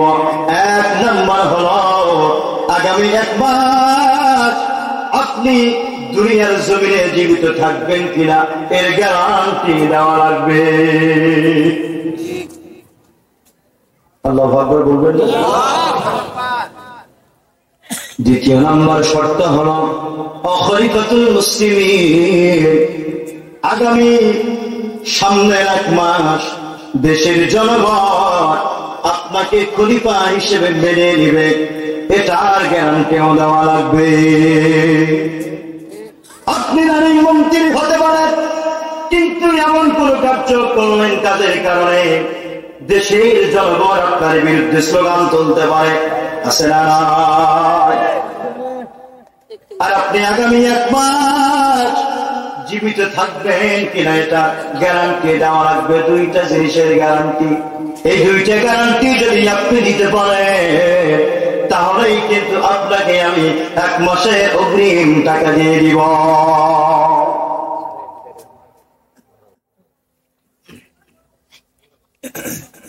এই চিঠিটা হযরত খলিফাতুল মুসলিমিন ওমরের হাতের মধ্যে যখন পৌঁছে গেল, হযরত ওমর 2 চোখের পানি ছেড়ে কান্না করে।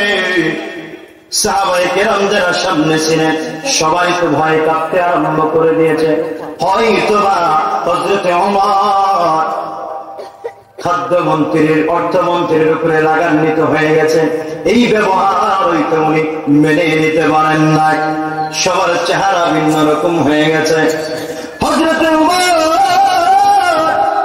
নবীর সাহাবীদেরকে ডাকতে বলেন, সাহাবীরা রে, তোমরা হয়তো বিপরীতটা মনে করেছ। আমি এই জন্য কান্না করি না, আমি আল্লাহর শুকরিয়া আদায় করি, কারণ এমন একজন ইনসাফওয়ালা অর্থমন্ত্রী আল্লাহ আমাকে দান করেছে। আর যদি আমাদের দেশের বেলায় হতো, ওই দিনে ওই মুহূর্তে তার চাকরি আছে না শেষ?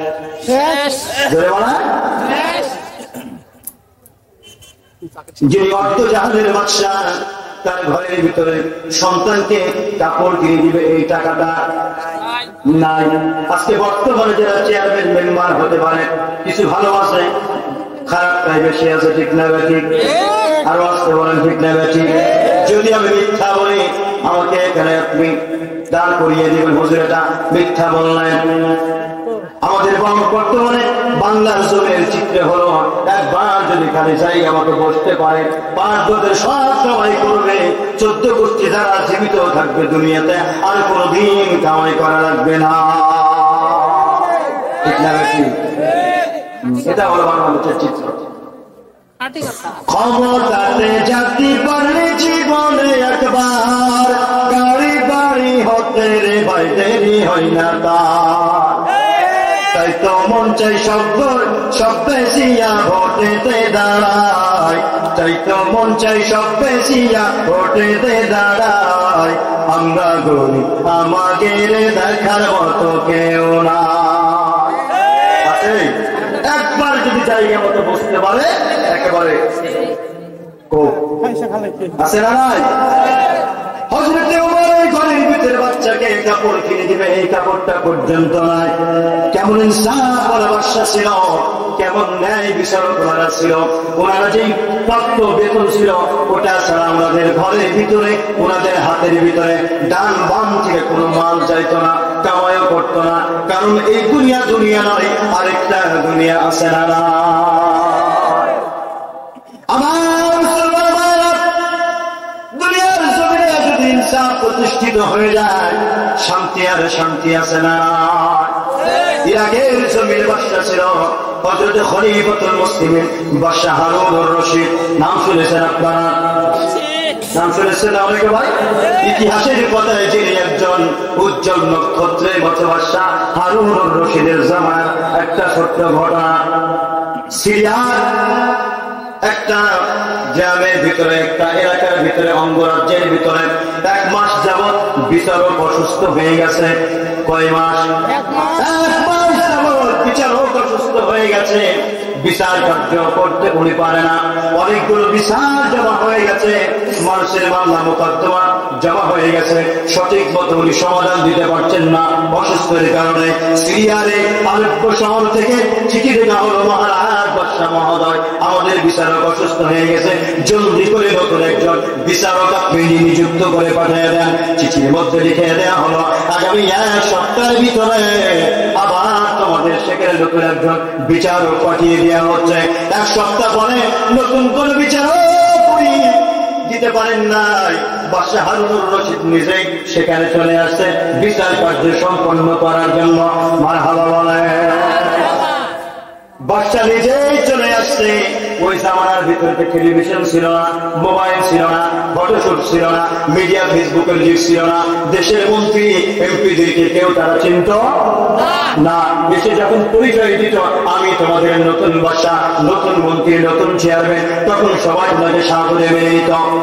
আলেপ্পো শহরের ভিতরে হযরতে খলিফাতুল মুসলিমিন বাদশা হারুনুর রশিদ প্রবেশ করলেন। যারা চিন্ত কয়েকজনে ওনারা ওনাকে চেয়ারের মধ্যে, আসনের মধ্যে বসায় দিলেন। বিচার কার্য শুরু করবেন। সকালবেলা সর্বপ্রথম একজন বুড়িমাকে ধরে আনা হলো। বুড়িমা ওনাকে ধরে আনা হলো। এবার বুড়িমা উনার নামে মামলা দায়ের করা হয়েছে। কি মামলা শোনেন? গতকাল সন্ধ্যাবেলায় একটা রুটির দোকানে রুটি চুরি করতে গিয়ে এই বুড়িমা ধরা পড়েছে। এই জন্য বুড়িমাকে আসামি করে কাঠগড়ায় দাঁড় করিয়ে দেওয়া হয়েছে। মানুষের সাক্ষ্য দিল বুড়িমা চুরি করেছে, আমরা স্বচক্ষে দেখেছি। বাদশা হারুনুর রশিদ জিজ্ঞাসা করলেন, মা গো, ও মা, সত্যই কি তারা বলছে নাকি? বলে, হ্যাঁ বাবা, আমি চুরি করেছি, আমি চোর। এই চুরির মামলার যে শাস্তি আছে এটা আমাকে দিয়ে দাও, আমি নিজে মাথা পেতে নিয়ে নিব।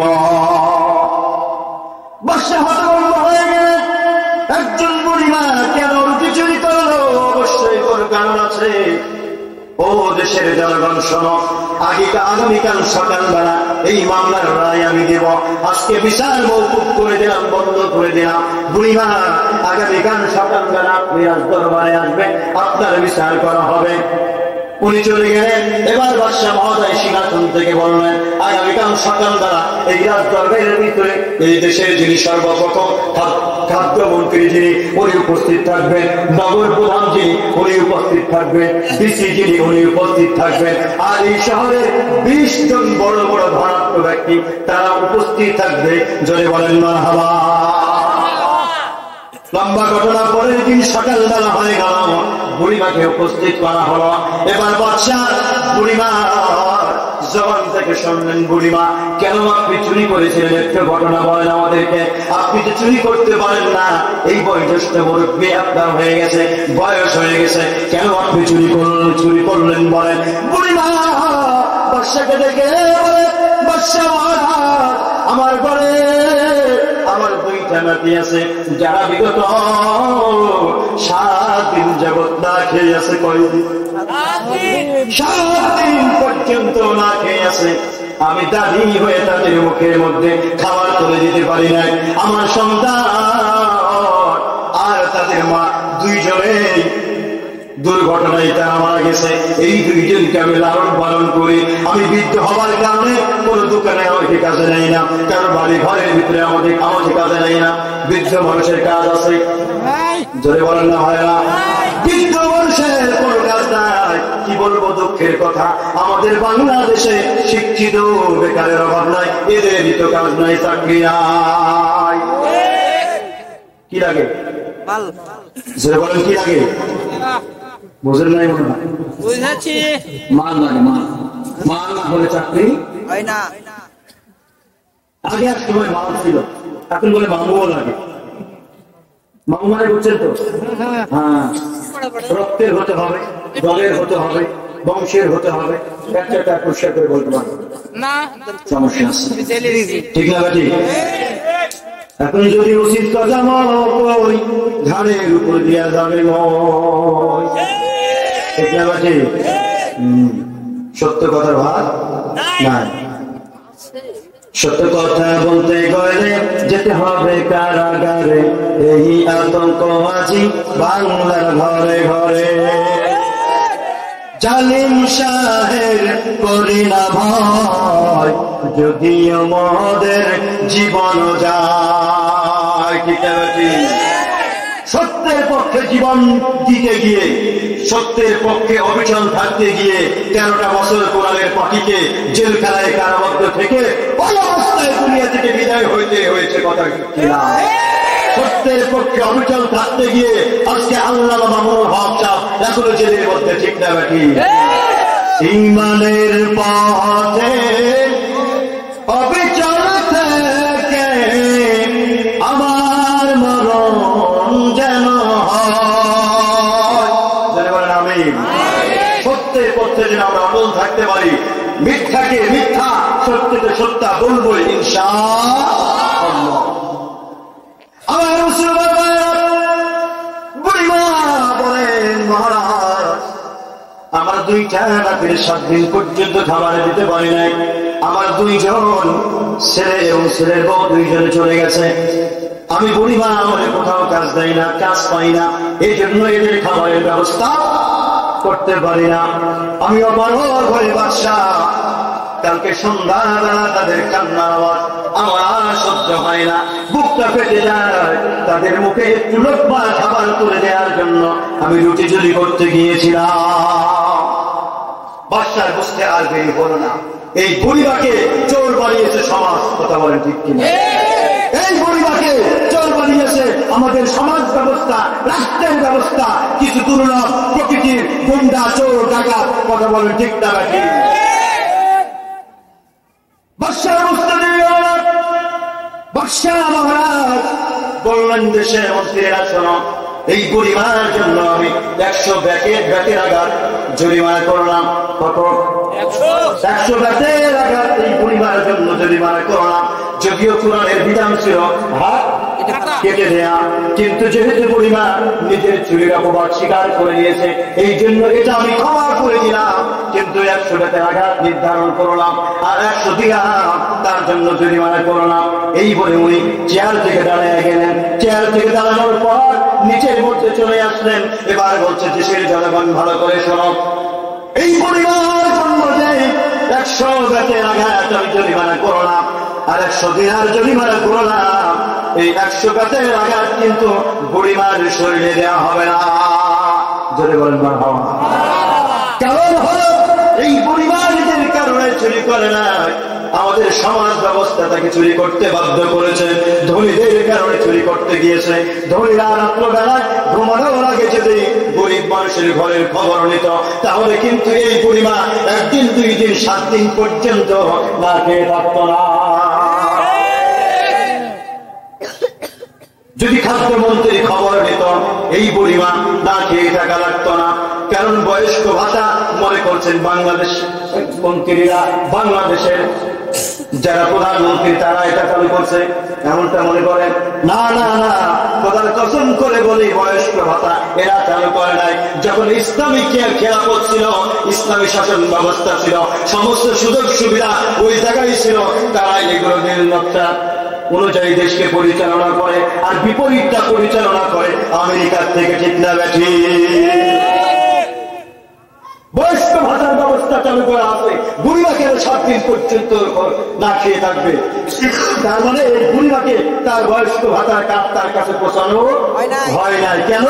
6,000 টাকা দিতে পারে নাই। ঠিক না ব্যাঠি? আসল কথা চলে গেছি মনে হচ্ছে। বয়স্ক ভাতা নিতে ভালো লাগে কি লাগে না? আপনাদের এলাকায় মোর ভয় লাগে না? আমাদের দিকে লাগে, কুমিল্লায় লাগে, আমার জন্মস্থান ওই দিকে লাগে। বিষয় মুসলমান যে বাংলাদেশ সরকার হালাল করে দিয়েছে যে 65 বছর হলে একেবারে অটো মানে বোঝেন, অটো 65 বছর হলে সে বয়স্ক ভাতা পাবে। বিধবা ভাতা আছে না? নাই, আছে। আবার অনেক মহিলা গরিব দুস্থ আছে, যাদের পেটে সন্তান আসলে গর্ভবতী ভাতা আছে না? নাই। কিন্তু আপনি লক্ষ্য করে দেখেন আপনার গ্রামে কয়েকজন মহিলা গর্ভবতী ভাতা পাচ্ছে, এগুলো যাই করি। কয়েকজন বিধবা ভাতা পাচ্ছে, এগুলো যাই করি। ওখান থেকে তো ঠিকই বের হচ্ছে, অবশ্যই কোনো না কোনো একটা পেটে অথবা গর্তের মধ্যে যাচ্ছে। ঠিক না? ঠিক। বর্ষা বললেন দেশের মানুষের শোনো, বুড়িমা নিজের ইচ্ছায় চুরি করে না, এই দেশের সমাজ ব্যবস্থা তাকে চুরি করতে বাধ্য করেছে। আজকে অনেক শিক্ষিত যুবক আমার বাংলাদেশে যারা লেখাপড়া করেছে, এই দুয়ারে ওই দুয়ারে বড় বড় ভালো ডিগ্রি সার্টিফিকেট নিয়ে ঘুরে ঘুরে এক সময় জুতা পায়ে করে ফেলে দিয়েছে, সার্টিফিকেটের নিবন্ধনের মেয়াদ চলে গেছে। আছে না? আছে। বাধ্য হয়ে অনেক যুবক আপনারা পাবেন যারা নিজের জীবনকে নষ্ট করে দিয়েছে, এখন বিভিন্ন ছিনতাইকারী দলের ভিতরে নাম লেখাইছে, এমন যুবক আছে না? এগুলো ইতিহাস তথ্য আমাদের সামনে তারা তুলে ধরে না, কারণ নিজেদের গোমর ফাঁক হয়ে যাবে। ঠিক না ব্যাঠি? আমারটাকে দেওয়া লাগবে, স্যার একটু খেয়াল রাখেন, এটা অমুক জন অমুক সময় আসবে, অমুক পোশাক পরে আসবে, জায়গা থেকে সব একবার ফলো করে জানাই দেয় চেহারা শুরু। এরা কিন্তু আলহামদুলিল্লাহ ভাই ফেসবুকে ইমোতে ভাই বাতে তারপরে একটা হোয়াটসঅ্যাপে ছবি পাঠিয়ে দেয়, স্যার এটা আমার লোক, একটু খেয়াল রাখেন। আছে না? নাই।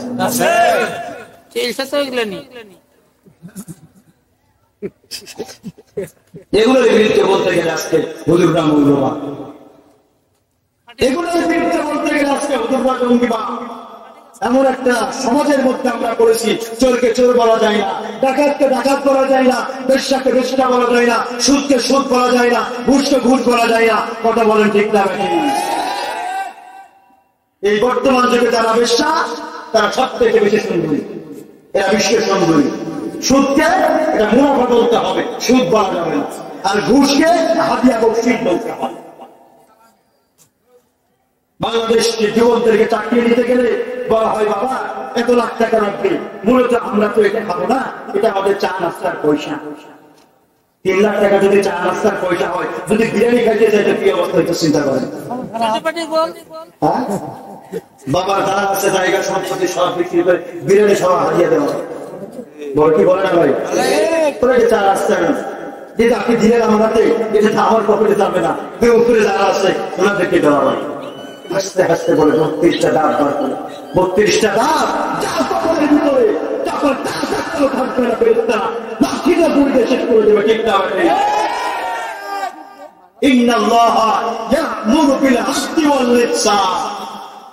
আল্লাহ তাআলা বলছেন তোমরা ইনসাফ করা হয়ে যাবে।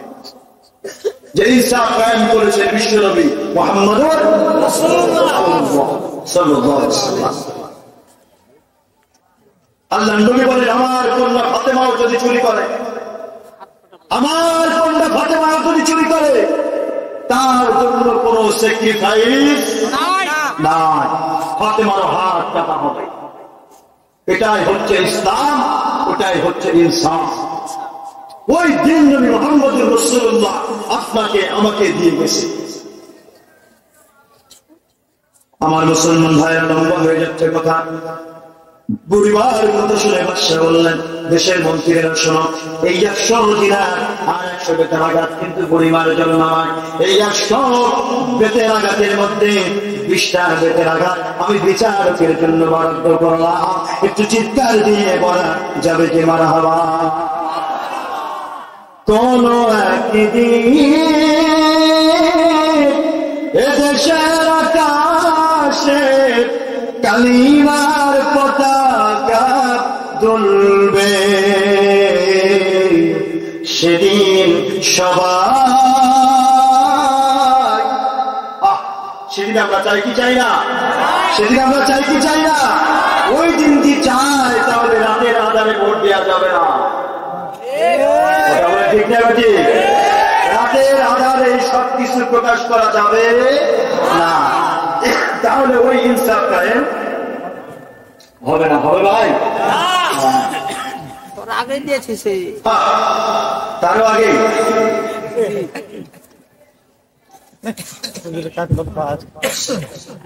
বর্ষা বলবে আমার হাতের ভিতরে 20টা বেতের আঘাত দিয়ে দাও। 20টা আঘাত বর্ষার হাতের ভিতরে দিয়ে দেওয়া হলো। ডিসি মহোদয় আসেন, এখানে আপনার ব্যর্থতা আছে, আছে না নাই? আছে। ডিসি মহোদয় আপনার হাতের ভিতরে 20টা নিয়ে নেন। নগর প্রধান আপনার হাতের ভিতরে 20টা নিয়ে নেন। ও খাদ্যমন্ত্রী আপনিও চলে আসেন, আপনার হাতের ভিতরে 20টা নিয়ে নেন। ও এলাকার ধনী ধনী লোকেরা আপনাদের হাতের ভিতরে 20টা আপনারা নিয়ে নেন। কারণ আপনারা ঘুমানোর আগে যদি এলাকার মানুষদের খবর নিতেন, গরিবদের খোঁজ খবর নিতেন, এই মানুষগুলোকে না খেয়ে থাকা লাগতো না। ঠিক না ঠিক? আমাদের বাংলার জমিনে আমরা দেখেছি গত কয়েক মাস আগে বাংলাদেশের একজন মেয়ে হাই স্কুলে ভর্তি হওয়ার সময় সেশন ফি দিতে পারে না, এই জন্য তাকে পরীক্ষা দেওয়া হয় নাই, ভর্তি করানো হয় নাই। কিন্তু বাংলাদেশে একজন চলচ্চিত্রের একজন নায়ক বাবার নামে একটা ছবি বানিয়েছে, ওই জন্য ঢাকা শহরে 10 কাঠা ফ্ল্যাট বরাদ্দ। কি ইনসাফ, কি ইনসাফ গো! একজন গরিবের কন্যা স্কুলে ভর্তি হতে পারে না, সেশন ফি দিতে পারে না, এই জন্য নতুন বই পায় না, ভর্তি নেওয়া হয় না, বাবার নামে চলচ্চিত্র বানায়, এই জন্য তাকে ঢাকা শহরে 10 টাকা ফ্ল্যাট দেওয়া হয়। এটা ইনসাফ? এই কথা বলেন, এটা ইনসাফ? সবাই চলে আসতো, সবার হাতের ভিতরে 20টা করে বাড়ি দেওয়া হলো। বিচারক বললেন জরিমানা করা হয়েছে 100 দিনার। যে যতটা করে বাড়ি খেয়েছে সে ততটা করে দিনার সামনে রাখেন। মারহাবা বলে, মারো খা টাকাও। এমন বাসা দরকার কিনা? আরেকটা ঘটনা মনে করলো, বলবো বলবো এই বাসার কাছে একটা মামলা গিয়েছে, নারী ধর্ষণের মামলা। কি ধর্ষণের? নারী ধর্ষণ। একটা যুবতী মহিলাকে বাদশাকে বলছে, বাদশা তালুক ধর্মপুর এলাকার উমুকের ছেলে উমুক আমারে ছেড়ে দিচ্ছে। কি করছে আপনারা বুঝেন? এটা আমি বলতে পারবো না। বলে তাই নাকি? বলে হ্যাঁ। যা তাহলে নিয়ে আয়। আনা হয়েছে। বলে তুই এ কাম করছিস? না স্যার, আমি কাজ করি না। বলে আচ্ছা ঠিক আছে, তুমি একটু বাইরে যাও। যুবককে বললো তুমি একটু বাইরে যাও। মহিলার হাতের ভিতরে 500 টাকার একটা কর করে নোট দিল। দেওয়ার পরে বলছে, দেখ তোমাকে দিলাম, 1 সপ্তাহ পরে আগামী মঙ্গলবারে তুমি এই টাকাটা আমার কাছে এনে দিবা। যদি এনে দিতে পারো, যেভাবে দিয়েছি এটা যেন কোনো ভাগ না হয়, ঠিক ওইরকম ভাবে টাকাটা আমার কাছে যদি তুমি দিতে পারো, বিচার তোমার হবে। এই টাকাটা যেইভাবে দিয়েছি, যতটা ভাগ করে এর বিপরীতে আরেকটা ভাগ যদি হয়, তাহলে কিন্তু বিচার যুবকের পক্ষে রায় চলে যাবে। মহিলা দিবে না? তাই কথা বলে, মহিলা দিবে? তুমি যাও, যুবক বিচারে আসো। মহিলার হাতের ভিতরে একটা 500 টাকার নোট দিয়েছে, যেভাবে এটা তুমি আমার কাছে আনবা। আগামী মঙ্গলবারের মধ্যে আমার কাছে যদি তুমি এই টাকা হস্তান্তর করতে পারো, তাহলে রায় তোমার পক্ষে, তাহলে তোমার বিপক্ষে রায় চলে যাবে। সুবহানাল্লাহ বলেন। ইসলামের বাদশা কেমন ছিল, ইনসাফ কেমন দেখেন। একদিন দুই দিন যায়, যুবক মহিলার বাসায় যাই, বলে তোর বাসা 500 টাকা দিয়েছে, এটার বিনিময়ে 2000 টাকা দিব। বলে না। 5000 দিব না। 30,000 দিব না। দিবে? সবাই কথা বলে না দিবে?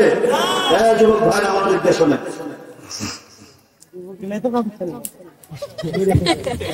পানি খাচ্ছি, চা খাচ্ছি, চা খেলে না সমস্যা আছে, সাদা পানি খাচ্ছি। এইরকম ভাবে যুবকটা মহিলার কাছে কতবার গেছে কোন হিসাব আছে, কিন্তু মহিলা 7 দিন পরে ওই 500 টাকা যুবকের হাতে দেয় না। 50,000 পর্যন্ত, 1 লাখ পর্যন্ত অফার করেছে। শুধু জরিমানা, এখন যদি একটু একটা মামলা করে যায় তো 5 লাখ পর্যন্ত জরিমানা। কথা বলেন না কেন? আর এলাকার যারা নেতা খেতে আছে এদের তো শুধু ঈদের দিন, ঠিক না? সবার খবরে কমপক্ষে 20,000 করে মাল আসবে। আমার এক সপ্তাহ পর মহিলা বাদশার কাছে গিয়ে হাসতে হাসতে 500 টাকার নোট এরকম ভাবে লাগায়, রায়কার নামে আসবে, মহিলা পক্ষে আসবে। যুবকের চেহারা মলিন হয়ে গেছে, বড় চিন্তিত, কারণ 500 টাকা নিতে পারে না, রায় বিপক্ষে চলে যাবে। এই জন্য যুবকের চেহারাটা মলিন হয়ে গেছে। আর যুবতী মহিলাটা মুসকে মুসকে হাসতেছে, সে আজকে বিজয়ী প্রার্থী, ঠিক না? আজকে সে বিজয়ী প্রার্থী, কারণ যেটা বলা হয়েছিল সেটাই করেছে। এবার দুইজনকে সামনে রেখে বাদশা মহোদয় বলছে, মহিলার এই 500 টাকা দামি নাকি তোমার ইজ্জতটা দামি? কি বলবে? জায়গা মতন পড়েছে, এই 500 টাকা দামি নাকি তোমার ইজ্জতটা দামি? মামর একটু গভীর মনোযোগ দিয়ে শোনেন। আমার যুবতী বোনেরা আমাদেরকে ওয়াজ শুনতেছে। গত 14ই ফেব্রুয়ারি সহ আগামী ফেব্রুয়ারিতেও অনেক প্ল্যান প্রোগ্রাম করতেছে, অথবা অনেক সময় আমাদের এই যে রাজশাহী শহরে পদ্মা পার্কে, তারপরে জিয়া পার্কে, চিড়িয়াখানা, আরেকটা কি কারখানা আছে ভদ্রাবাদ, নাম দিচ্ছে ভদ্রা, কিন্তু ভদ্রের কাম ঠিক না বেটি। আল্লাহর কোন কুমান্দার বন্ধকে এটা বানাইছে, কিয়ামত পর্যন্ত সবকে দাঁড়িয়ে পাইতেছে। হ্যাঁ, শয়তানেরা আল্লাহ হেফাজত করে বলেন আমিন। তোমার কাছে 500 টাকা দামি ছিল নাকি তোমার ইজ্জতটা দামি? বলো। মহারাজ, আমার ইজ্জত তো দামি ছিল। বলরে, আজকে 1 সপ্তাহ যাবৎ যুবক তোমার কাছে কতবার 500 টাকার জন্য নিয়েছে বলো?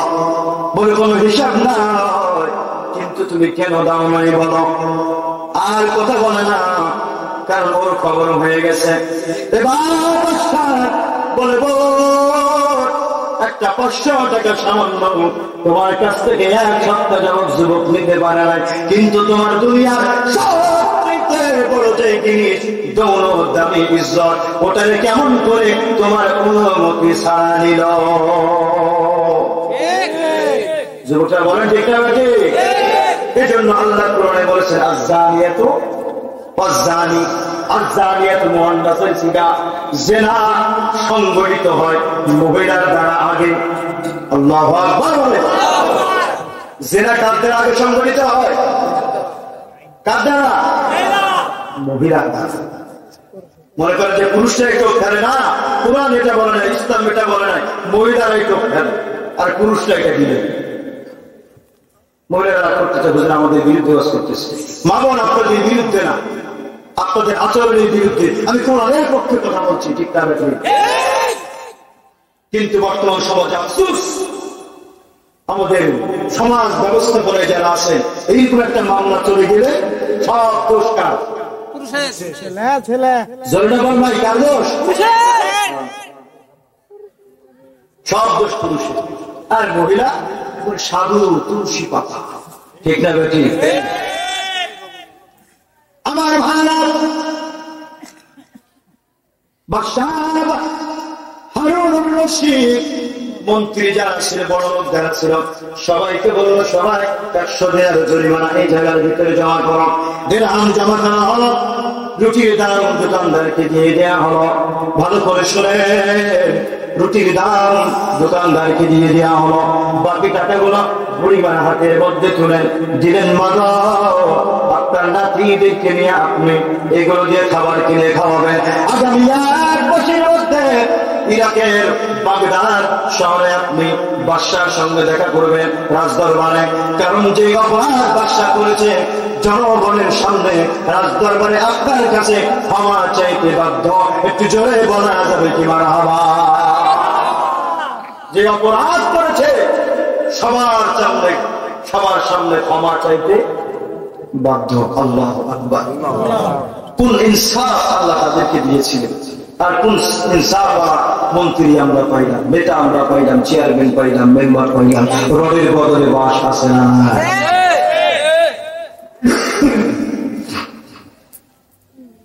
আমার মুসলমান ভাইরা, 1 মাসের মধ্যে পরিবার আলেপ্পো শহর থেকে ইরাকের বাগদাদ শহরে চলে গেলেন। রাজদরবারে প্রবেশ করবেন এমন সময় সিংহাসন থেকে বাদশা লক্ষ্য করে দেখলেন সেদিনের বুড়িমা রাজদরবারের মধ্যে প্রবেশ করছেন। এই বুড়িমাকে সম্মান দেওয়ার জন্য বাদশা নিজের চেহারা থেকে দাঁড়িয়ে গেলেন। সাধারণ একজন বুড়িমা দেশের প্রজাকে সম্মান দেওয়ার জন্য নিজে চেয়ার থেকে বসলেন, দাঁড়িয়ে গেলেন। বুড়িমা আসতেছে, চেহারাটা কেমন যেন চেনা চেনা লাগে। 1 পা 2 পা করে আস্তে আস্তে কাছে এসে দেখে সেই দিনের বিচারক আজকের বাদশাহ।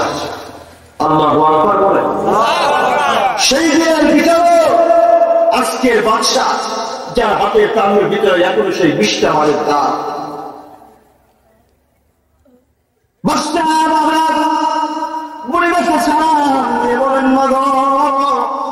আশ্চর্য হওয়ার কিছু নাই বাবা, আমি সেদিনের বিচারক ছিলাম, আমি এই দেশের বাদশা হারুনুর রশিদ। ও মা, আপনাকে কেন দেখা করতে বলেছেন জানেন মা? মাগো, আপনি আমার ব্যর্থতার কারণে 7 দিন যাওয়ার বাচ্চাদের নিয়ে না খেয়েছিলেন।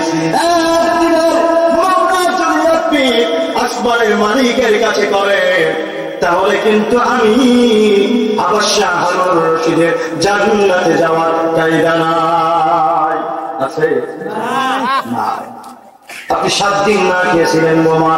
এই 7 দিনে কারণে যদি আল্লাহর কাছে মামলা দায়ের করে আমি জান্নাতে যেতে পারবো না। হাজার হাজার মানুষের সামনে, লক্ষ কোটি কোটি মানুষের সামনে আল্লাহ আমার বিচার করবে মা। ওই দিন শরম পাওয়ার চাইতে আজকে দেশের মন্ত্রীদের সামনে শরম পাওয়াটাই আমার কাছে বেশি ভালো। ও মা, বলেন না আমার ক্ষমা করেছেন কিনা? একটু জোরে বলা যাবে কি মারহাবা? আল্লাহু আকবার। কেমন নেই বিচারক তোমারা? ওনারা যখন দুনিয়া থেকে বিদায় হয়ে গেছে তো দুনিয়া কান্না করেছে, ঠিক তা বাকি? বাদশাহ শাহ আব্দুল আজিজ, বাদশাহ ওমর ইবনে আব্দুল আজিজ রাহমাতুল্লাহ আলাইহি যেদিন দুনিয়া থেকে বিদায়, আলোচনা শেষ হয়, এদিকে দেন, আলোচনা শেষ হতে পারে মনোযোগ ইনশাআল্লাহ। ওমর ইবনে আব্দুল আজিজ নাম শুনেছেন না? ওই সময় মিডিয়া ছিল, ফেসবুক ছিল, ইন্টারনেট ছিল। উনি যেদিন দুনিয়া থেকে বিদায় হয়ে গেছে, মুহূর্তের ভিতরে সারা পৃথিবীতে ঘোষণা হয়ে গেছে বাদশা দুনিয়াতে না। কারণ কেমন করে ঘোষণা হলো? কারণ আমরা জানি উনার জামানার একটা প্রচলিত প্রবাদ আমাদের কাছে আছে যে 1 ঘাটে বাঘ এবং হরিণ কি খাইতো? পানি খাইত। বাঘ, ছাগল, হরিণ 1 ঘাটে পানি খাইত, কেউ কারোর উপর আক্রমণ করতো না। ধোপা ছিলেন তো, যারা কাপড় ধরে বাজারে, আমরা লন্ড্রি দোকানদার বলি, এরা কাপড় দিয়ে, তা আগে তো এইরকম মোটর বা কল ছিল না, তারা এগুলো কাপড় কোথায় দিত? নদীর পাড়ে গিয়ে। তো ধোপা কাপড় ধুইতেছে, ধুচ্ছে, হঠাৎ করে তার নজরে গেছে বাঘ এবং হরিণ 1 জায়গায় পানি খাচ্ছিল। হঠাৎ করে বাঘ হরিণের উপরে আক্রমণ করেছে। ধোপা একজন সাধারণ মানুষ, তারা বুঝতে দেরি নাই যে বাদশা ওমর ইবনে আব্দুল আজিজ দুনিয়াতে নাই। যদি থাকতো তার ভয়ের প্রভাব সারা পৃথিবীতে ছিল, বাঘের মধ্যেও ছিল। সে কখনো হরিণে আক্রমণ করতো না। হ্যাঁ, এই দুপা মুহূর্তের ভিতরে বাজারে এসে খবর দিল যে ওমর ইবনে আব্দুল আজিজ দুনিয়াতে নাই। তুমি কেমন করে বুঝলা? বলে আমি দেখলাম একটু আগে বাঘ হরিণের উপরে আক্রমণ করেছে। ওই যদি জীবিত থাকতো তাহলে কোনোদিন বাঘ হরিণের শরীরে আক্রমণ করতে পারতো না। খোদার কসম, খোদার কসম, একটু পরে নয় তারা একের পর এক খবর নিতে নিতে নিতে দেখে এই দুনিয়ার উজ্জ্বল নক্ষত্র দুনিয়া থেকে বিদায় হয়ে চলে গেছে। সারা দুনিয়ার কান্নার রোল পড়ে গেছে। ভালো মানুষ দুনিয়া থেকে চলে গেলে কান্না আসে না, তাদের জন্য মায়া আসে না নাই। বিপরীত যদি যারা জানেন, যারা মানুষদের উপরে নির্বিচারে অত্যাচার করে, মানুষদের রাতের ঘুম নষ্ট করে দেয়, বাবার বুক খালি করে দেয়, মায়ের বুক খালি করে দেয়, স্ত্রীর বিচার শূন্য করে দেয়, এ সমস্ত জালেম যখন পৃথিবী থেকে বিদায় নেয় তখন দুনিয়ার কোন মানুষ কান্না করে না। আল্লাহ কোরআনে সেটাই বলছেন, দুনিয়ার কোন কওম থেকে কোন জালেম যখন দুনিয়া থেকে বিদায় হয়ে চলে যেত, আলহামদুলিল্লাহি রাব্বিল আলামিন। নমরুদ যেদিন মারা গেছে সবাই আলহামদুলিল্লাহ বলেছে, ফিরআউন যেদিন মারা গেছে সেদিন সবাই আলহামদুলিল্লাহ বলেছে, সাজ্জাদ যেদিন মারা গেছে সবাই আলহামদুলিল্লাহ বলেছে, হাজ্জাজ বিন ইউসুফ যেদিন দুনিয়া থেকে বিদায় হয়ে গেছে দুনিয়ার সমস্ত মানুষগুলো আলহামদুলিল্লাহ বলেছে। প্রত্যন্তরে নবী আবু বকর, ওমর, উসমান, ন্যায় ইনসাফ ওয়ালারা যেদিন দুনিয়া থেকে চলে গেছে দুনিয়ার সবাই কান্না করেছেন, ঠিক না বা ঠিক? জালেমদের জন্য কেউ কখনো কান্না করে না। আমরা দেখেছি গত কয়েক মাস আগে বাংলাদেশের বিভিন্ন মিডিয়ার পেপার পত্রিকায় আমরা দেখেছি, ফেসবুকে ইন্টারনেটে আমরা দেখেছি, আমরা বাংলাদেশের যারা নিরাপত্তা দেয়, মানুষের নিরাপত্তা, যারা নিরাপত্তা দেয়, আমাদের দেহরক্ষী যারা পুলিশ ভাই, পুলিশ সদস্যের কিছু মারা গেলে আমরা ফেসবুকে, মিডিয়ার মধ্যে, পত্রিকার মধ্যেও দেখেছি বাংলাদেশের জনগণ আলহামদুলিল্লাহ বলে স্ট্যাটাস দেয়। তার মানে বোঝা যায় যাদের মৃত্যুতে আলহামদুলিল্লাহ বলা হয় এরা মানুষদের অনেক জুলুম করেছে, নির্যাতন করেছে, অনেক মায়ের গালি করেছে, অনেক সন্তানকে গণতারা করেছে। কথা বলেন ঠিক না? আমি অন্যার কথা নয়, কোরআনের কথা।